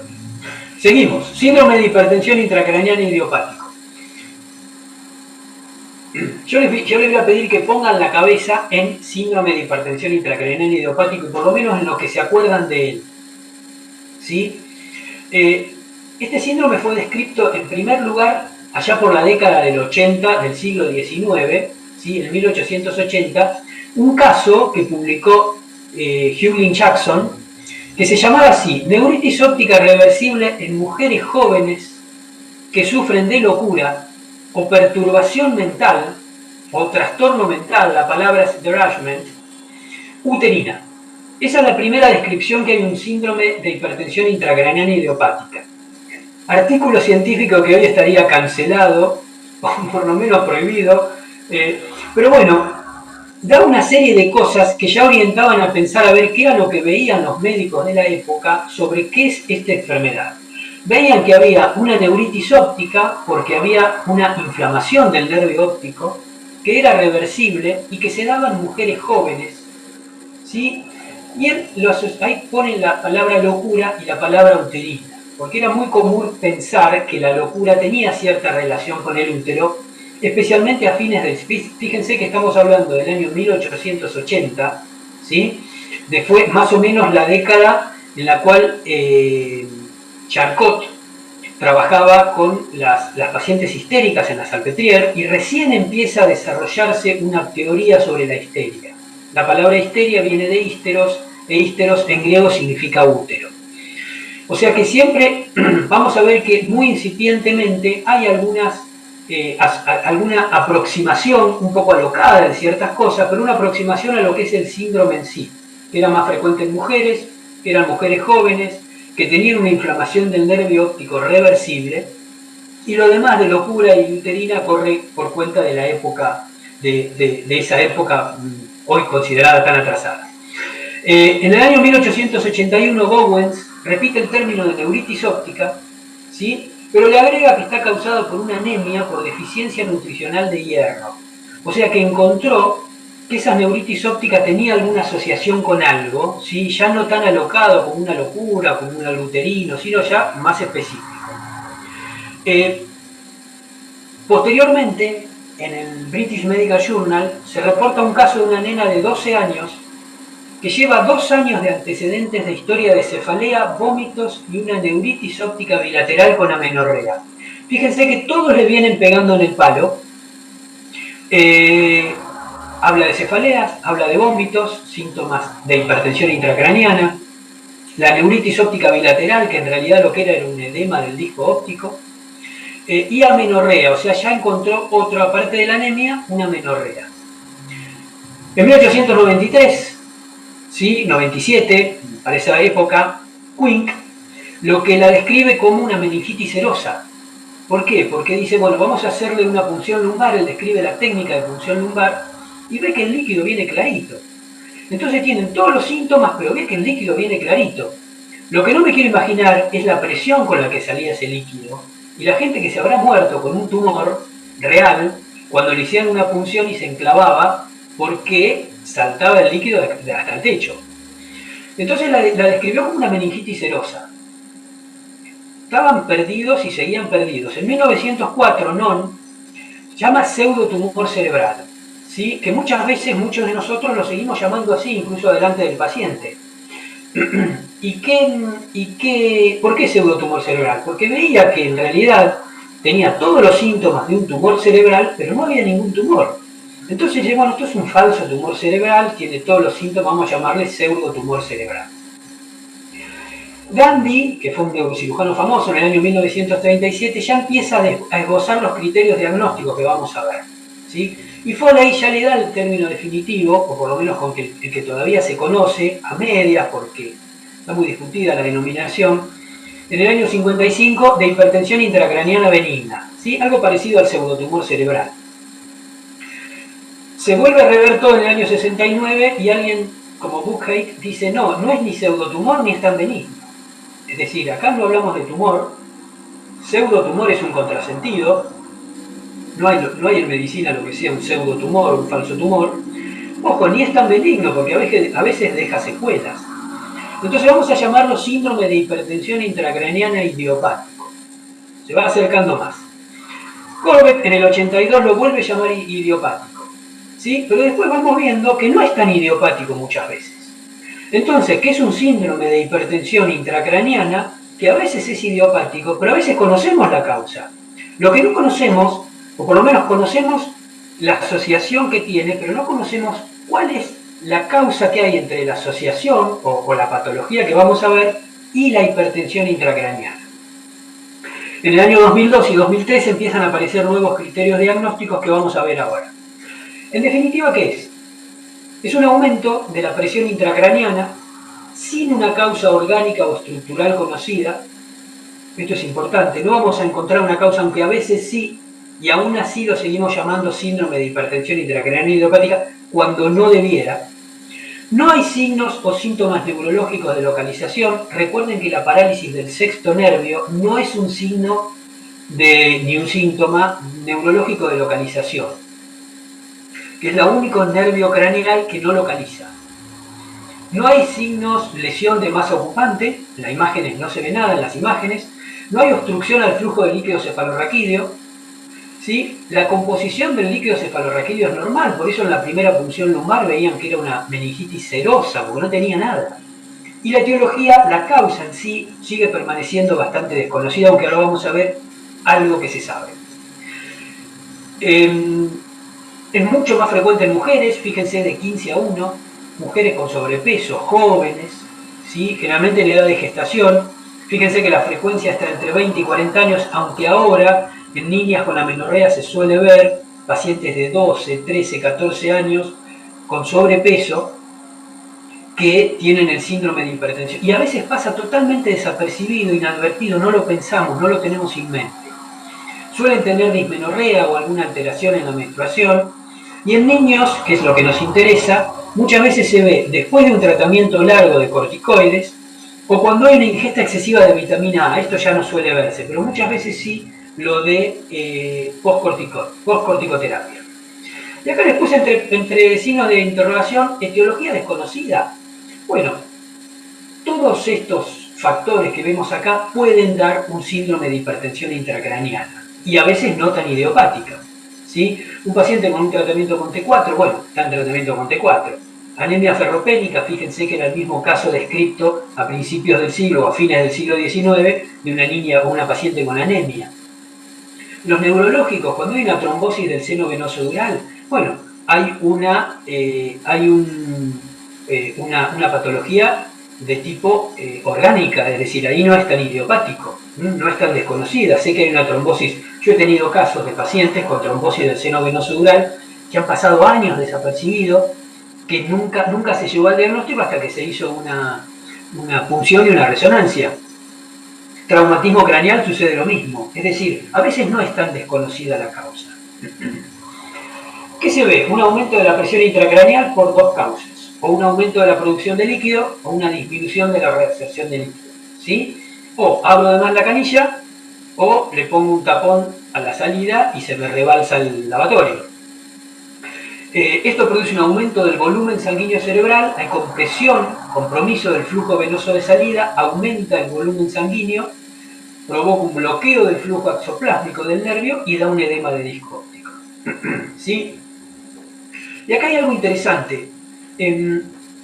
Yo no sé si ustedes se acuerdan, se deben acordar del famoso péptido natriurético atrial, ¿sí? Que es un péptido muy chiquitito que produce la aurícula. En muchos lugares hay el péptido natriurético, pero atrial porque lo produce la aurícula, o uno de ellos lo produce la aurícula. ¿Y qué hacía? Si ustedes recuerdan bien, la aurícula monitoreaba o sensaba, era un sensor del volumen sanguíneo como para avisarle al riñón de que el volumen que estaba entrando en la aurícula era demasiado alto. Entonces, justamente natriurético, el riñón capta esa señal y lo que hace es orinar más, producir mayor cantidad de orina, una natriuresis, para bajar ese volumen. Cuando el volumen baja y la aurícula capta que hay menos volumen sanguíneo, baja la producción del péptido y el riñón, por supuesto, por un mecanismo de retroalimentación negativa, deja de filtrar y mantiene de esa manera un buen volumen. Hay varios tipos de péptido natriurético. Entonces, lo que se piensa es que la función del péptido natriurético es regular el volumen, ¿sí? Hay un péptido natriurético cerebral, ¿sí? Lo que se vio que en estos pacientes está disminuida la producción del propéptido natriurético C, que es uno de los tipos de péptido natriurético, ¿sí? Entonces se ve que habría tal vez alguna asociación. Entonces, para decirlo de una forma sencilla, el cerebro no está avisando que tiene exceso de líquido y no puede manejar adecuadamente ese exceso de líquido, porque hay menos producción del péptido, tipo cerebral. ¿Cuáles son los síntomas y los signos? Esto lo saben mejor que yo, ¿no? Una cefalea, la mayoría de las veces. Vamos a ver al final el estudio que reúne la mayor cantidad de casos de pseudotumor cerebral, pero tienen que ver que es un paciente que tiene una cefalea de tipo síndrome de hipertensión intracraneana. Nos enseñaron en la facultad que son cefaleas de la nuca, posteriores, con mucho dolor en la nuca, pero en realidad son cefaleas de toda la cabeza. Tampoco son tan matutinas, suelen ser durante el día.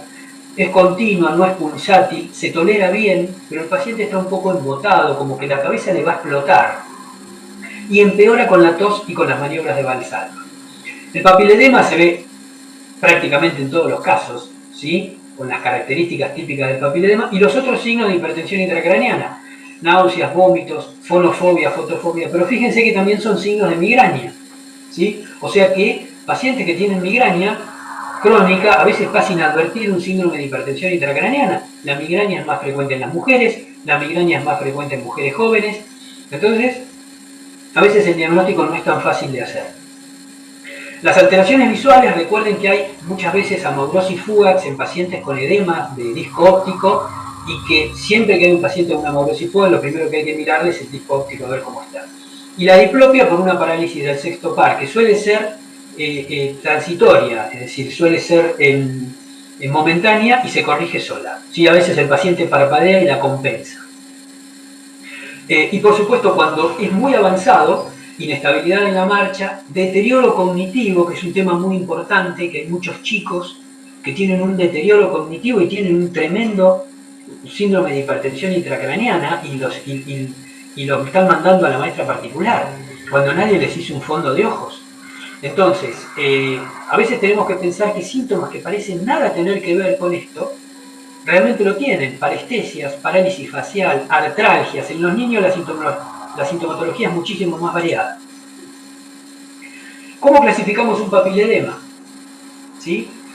Tenemos una clasificación que es la de Lars Friesen.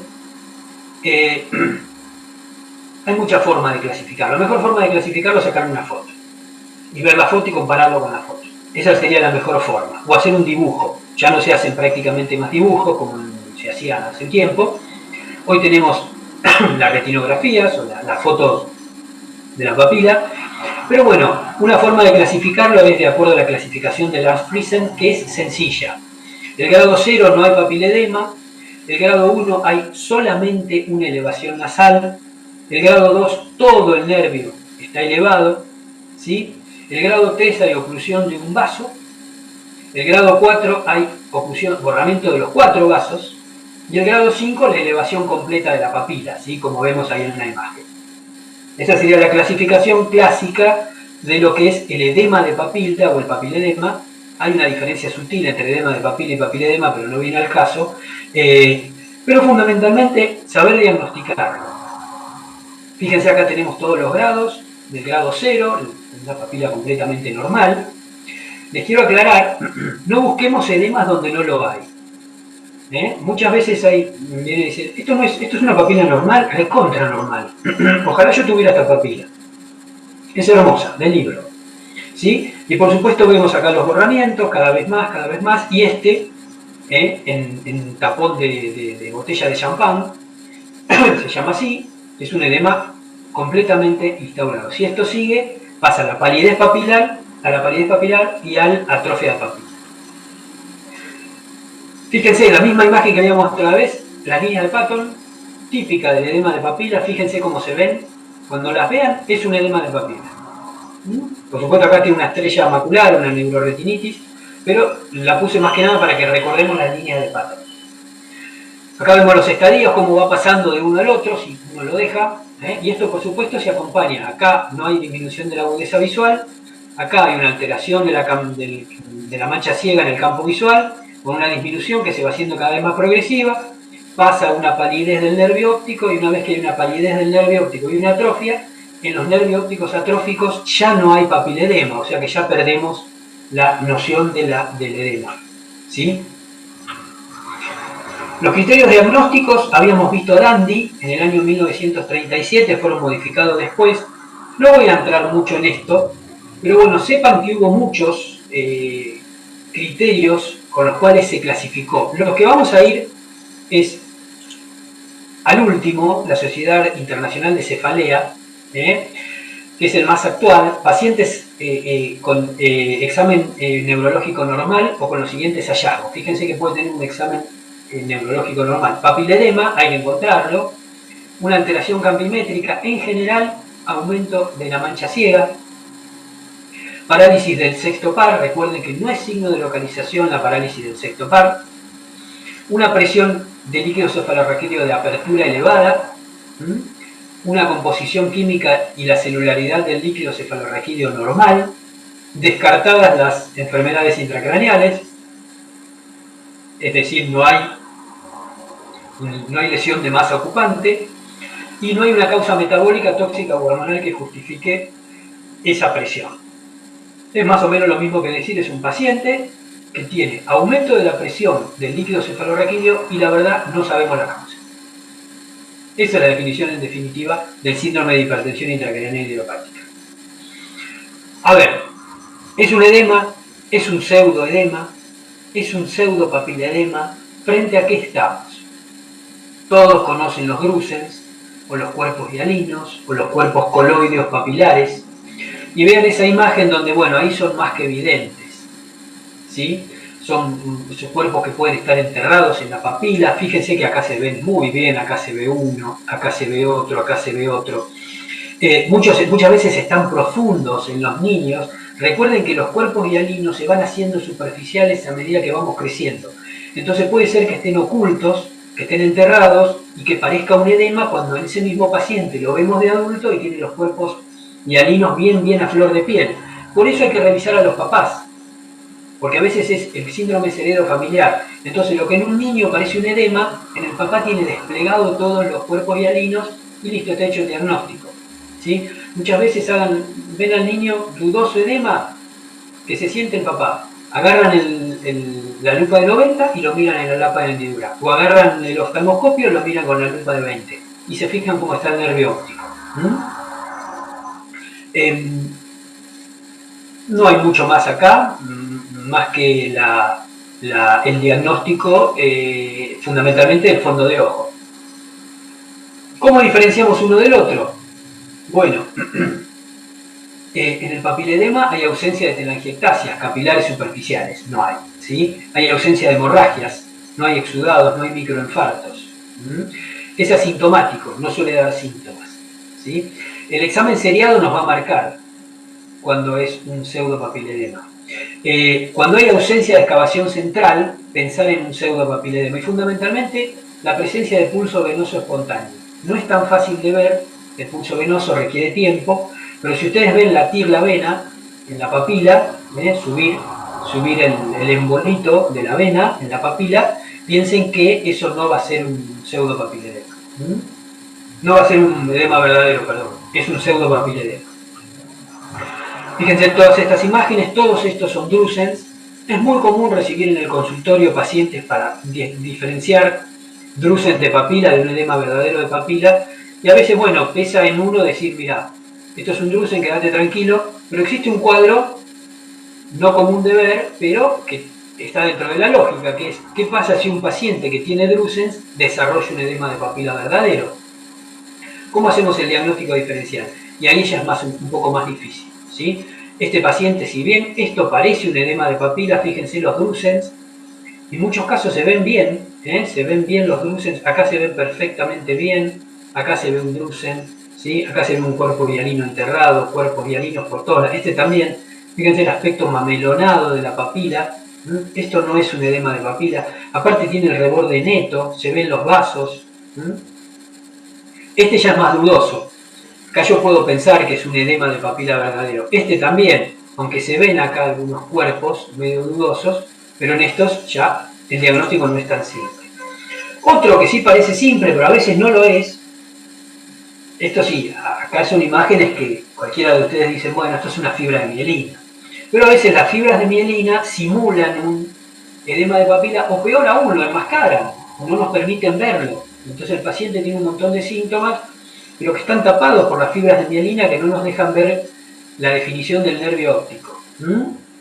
Y son muy frecuentes, ¿sí? A veces, en este caso no nos preocupan mucho porque son discontinuas, es decir, no parten de papila, pero en este caso yo puedo decir tranquilamente que esto no es un edema de papila, pero tampoco puedo saber si realmente se instaura acá arriba un edema de papila verdadero.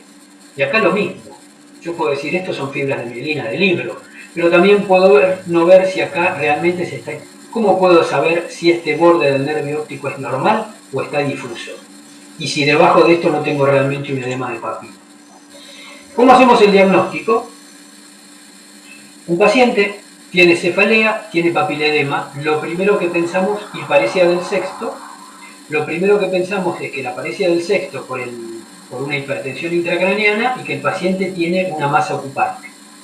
Entonces siempre vamos a pedir una tomografía o una resonancia magnética con angioresonancia, ¿sí? Pero ¿qué vemos? Que no hay nada, que tiene un sistema ventricular normal o pequeño y que no hay ninguna masa.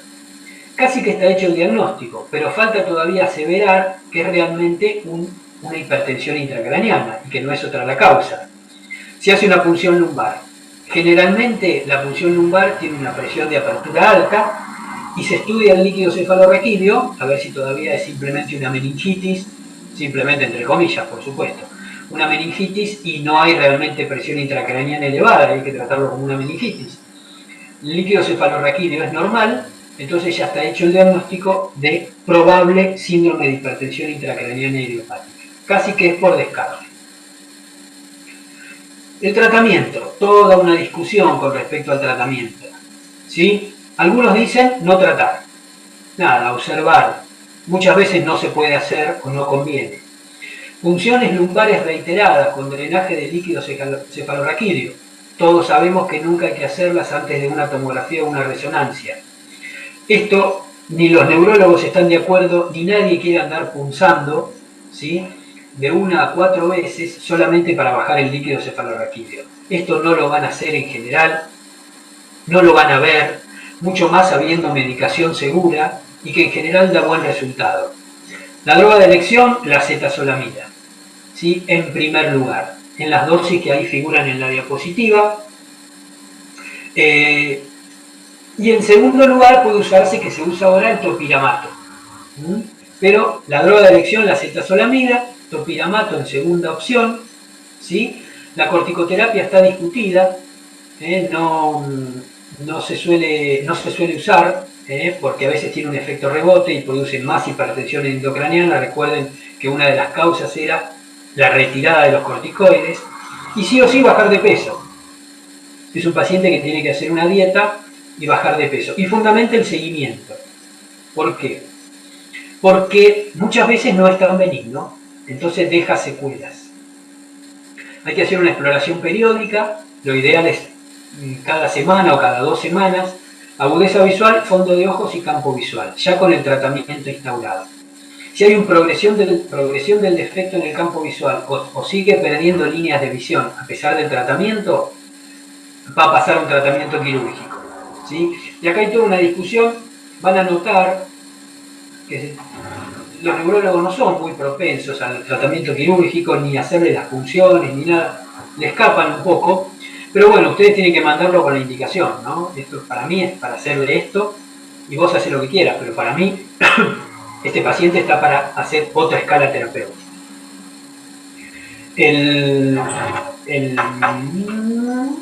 Y esto por último, lo último que les quiero decir es que el trial que reúne la mayor cantidad de casos de síndrome de hipertensión intracraniana fue publicado en el año 2014, sigue en revisión en 38 centros de Estados Unidos y Canadá, ¿sí? Fíjense que se tomaron 165 pacientes, no parece un número tan grande de pacientes, 2 años, ahora si hay 2 años, 165 pacientes en 38 centros, no es tan frecuente de ver. Y fíjense que hay 161 mujeres y 4 hombres, o sea, la frecuencia de hombres es tremendamente baja. Si ven un paciente pediátrico, un niño, varón, que tiene un edema de papila bilateral, lo que parece un síndrome de hipertensión intracraneana, lo más probable es que no lo sea y que haya otra cosa. Vean que la edad media ya es de un paciente adulto. El seguimiento fue con la retinografía para ver el nervio óptico, el campo visual y el examen clínico. No es que se haya hecho mucho más que eso. Y fíjense que esto es lo más importante. La cefalea es muy frecuente.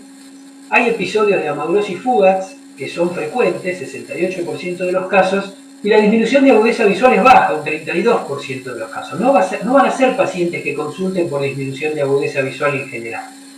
Van a ser pacientes que vengan por otra causa, que es la cefalea. Cefalea sería un capítulo aparte, para interrogar. Pero piensen que no es por disminución de agudeza visual el motivo de consulta. El defecto campimétrico puede ser cualquiera, pero en general es un aumento de la mancha ciega, ¿sí? Y fíjense que fue casi exclusivo en mujeres jóvenes con sobrepeso. Esto no tiene importancia, se dividieron dos grupos con la acetazolamida, un tratamiento y el placebo el otro, que bueno, el resultado habla de que la acetazolamida resuelve más rápido que el placebo. ¿Y por qué les pongo estas imágenes? Para terminar, fíjense que el dolor de cabeza se lleva por lejos la mayor cantidad de casos y que la diplopia es muy baja. Entonces, nosotros, si bien lo que vemos es esto, el dolor de cabeza se lleva la mayor cantidad de casos, pero es algo muy frecuente de ver en la población. Ahora, la diplopia son muy pocos casos, pero también es muy poco frecuente de ver en la población. O sea que le tenemos que dar mucha importancia a la diplopia, si bien son pocos los casos que la presentan, porque en general no se suele ver un paciente que se queja de diplopia, de visión doble. Nunca tenemos que subestimar esto, ¿sí? Y si esto se asocia con esto, y encima con pérdida de visión, bueno, por lo menos ver la papila, a ver cómo está. Y fíjense este campo visual que casi no hay un defecto, un escotoma relativo, un escalón, pero no se ve mucho aumento de la mancha ciega. Muchas veces lo que podemos ver es esto, ¿sí? Una especie de escotoma arqueado, que simula otro tipo de patología. Y esto que vemos acá es el tipo de edema que vemos, el grado de edema que vemos. Fíjense que normalmente son pacientes en un grado 2-3 de edema. Ni vemos un paciente con grado 0, ni vemos un paciente con grado 5. Como conclusiones, debemos saber que la resolución suele ser espontánea, que el mejor tratamiento aún es controversial, aunque se suele usar la acetazolamida. Tengan cuidado porque la pérdida de visión puede ser permanente, aún con tratamiento, entre un 5 y un 10% de los casos no recuperan la visión total. La hipertensión intracraneana crónica puede ocasionar el síndrome de la silla turca vacía, ¿sí? La pérdida más grave es la más seria, es la pérdida de visión o de campo visual que es permanente. Los síntomas suelen ser independientes de la magnitud de presión intracraneal. Esto es importante. A veces decimos, bueno, a mayor síntoma, mayor presión. No. Y otra cosa que puede haber es aumento crónico de la PIC sin síntomas. A veces son niños que solamente tienen un mal rendimiento escolar, o mal humor, o mal carácter, o irascibilidad, o sueño, ¿sí? Y lo que tienen es un aumento de la presión intracraneana, ¿sí? Y los síntomas son vagos o a veces ni síntomas tienen. Y esto puede evolucionar a la atrofia de papila, por lo tanto lo de benigna va entre comillas. Y la atrofia de papila en definitiva, ¿qué es? ¿Sí? Bueno, es un nervio óptico que ya no corre más y es reemplazado por muerte de los axones, es reemplazado por tejido glial, ¿sí? No confundan nunca la papila pálida con la atrofia de papila. Es muy común ver en las historias clínicas escritas, paciente se pasa automáticamente a la atrofia de papila atrófica. No, una papila pálida puede evolucionar a una atrofia de papila, pero la palidez de la papila no es un sinónimo de atrofia, ¿sí? No todas las papilas pálidas están atróficas. La papila atrófica es irreversible, la papila pálida no, ¿sí? La papila pálida tiene posibilidad de recuperarse y la papila atrófica no. Yo a los pacientes, para terminar, les digo lo siguiente. Cuando ustedes tengan una patología del nervio óptico, tienen que clasificar las fibras axonales que forman ese nervio óptico en 3 grandes grupos. Les sugiero que lo utilicen en su consultorio. 3 grandes grupos. Un grupo que murió, es irreversible, no vamos a poder hacer nada. Un grupo que ni siquiera está afectado, es el que te permite ver lo que estás viendo hoy. y un grupo intermedio que está sufriendo. Ese grupo intermedio que está sufriendo en base a la patología tiene dos opciones: o pasa del lado de las muertas o pasa del lado de las vivas. A lo que nosotros nos vamos a abocar a trabajar es sobre ese grupo de fibras que todavía no murieron y que son recuperables. Dentro de ese grupo sabemos nosotros muy bien que hay algunas que no son recuperables, que ya pasaron la línea de no retorno y no se van a recuperar. Pero algunas que son recuperables. ¿A qué apunta lo nuestro? Es a recuperar ese grupo de fibras que están dañadas y que no van a morir. Las que están sanas no se van a afectar, salvo que la patología siga. Pero nosotros nos vamos a abocar a ese grupo intermedio de fibras que están todavía medio goleadas, medio golpeadas, pero que no están muertas. Entonces el paciente lo va a entender mejor, ¿sí? Y siempre va a tener una esperanza. Cuando hay una atrofia de papila están todas muertas. Ahora, cuando hay una papila pálida, no están todas muertas. Y hay células que todavía pueden recuperarse, ¿sí? Y creo que es la última. Les puse la foto de Nietzsche porque Nietzsche lo que decía es que todo conocimiento nos debe atravesar de tal forma que salimos de manera diferente a como entramos, ¿sí? Entonces la idea es que uno se lleve algo que le sirva para siempre y que lo imprima, que le quede impreso en su intelecto, como para decir, bueno, a partir de hoy soy diferente, sé algo nuevo que antes no sabía. Y esa es la idea cuando uno da una charla o da una clase, que alguna idea quede, ¿sí? Y que de esa manera parte del conocimiento nos atraviese y nos quede para siempre. Así que bueno, muchísimas gracias. No sé si hay alguna pregunta. Sí, Juan, acá hay una que dice que le hicieron hace 2 o 3 diapositivas atrás. En niños primera opción es AZ. Acetazolamida, sí. Sí, debe ser. También, sí. Hay una dosis, la dosis es más baja, se regula por kilo peso y generalmente la regulan los pediatras, de acuerdo al peso. Pero sí, acetazolamida como primera elección. Perfecto. Muchas gracias, dice ahí. Muy Bueno, buena la muchas gracias. clase. ¿Alguna pregunta más que le quieran hacer al doctor? No, están abrumados. Los he abrumado. Mucho. A ver. No, bueno, parece que no hay. Bueno, parece que no hay más preguntas, Juan. Así que Perfecto. te liberamos bien ahora que es. Bueno, Y Fabio, como siempre, gracias por participar en la carrera, Juan. un Ya hace placer como bastantes siempre. años. Un placer tenerte. Es mutuo, Eh, es mutuo, a mí me encanta. Así que espero ser útil. Gracias, Juan. Bueno, un Sí, abrazo sí, grande. muy buena la clase, así que bueno, nos estamos viendo, Juan, ¿sí? Muchísimas gracias, Fabio. Un abrazo enorme y un saludo a todos. Gracias, Juan. Y bueno, doctores, recuerden 2 cosas. Uno, el examen el lunes a las 19 horas en el Aglaze. Y lo otro, la fecha límite para ya presentar el trabajo de investigación ahora ya finalizado con todas las pautas. ¿Eh? Bueno, nos vemos el lunes en el Aglaze. Gracias a todos, buenas noches.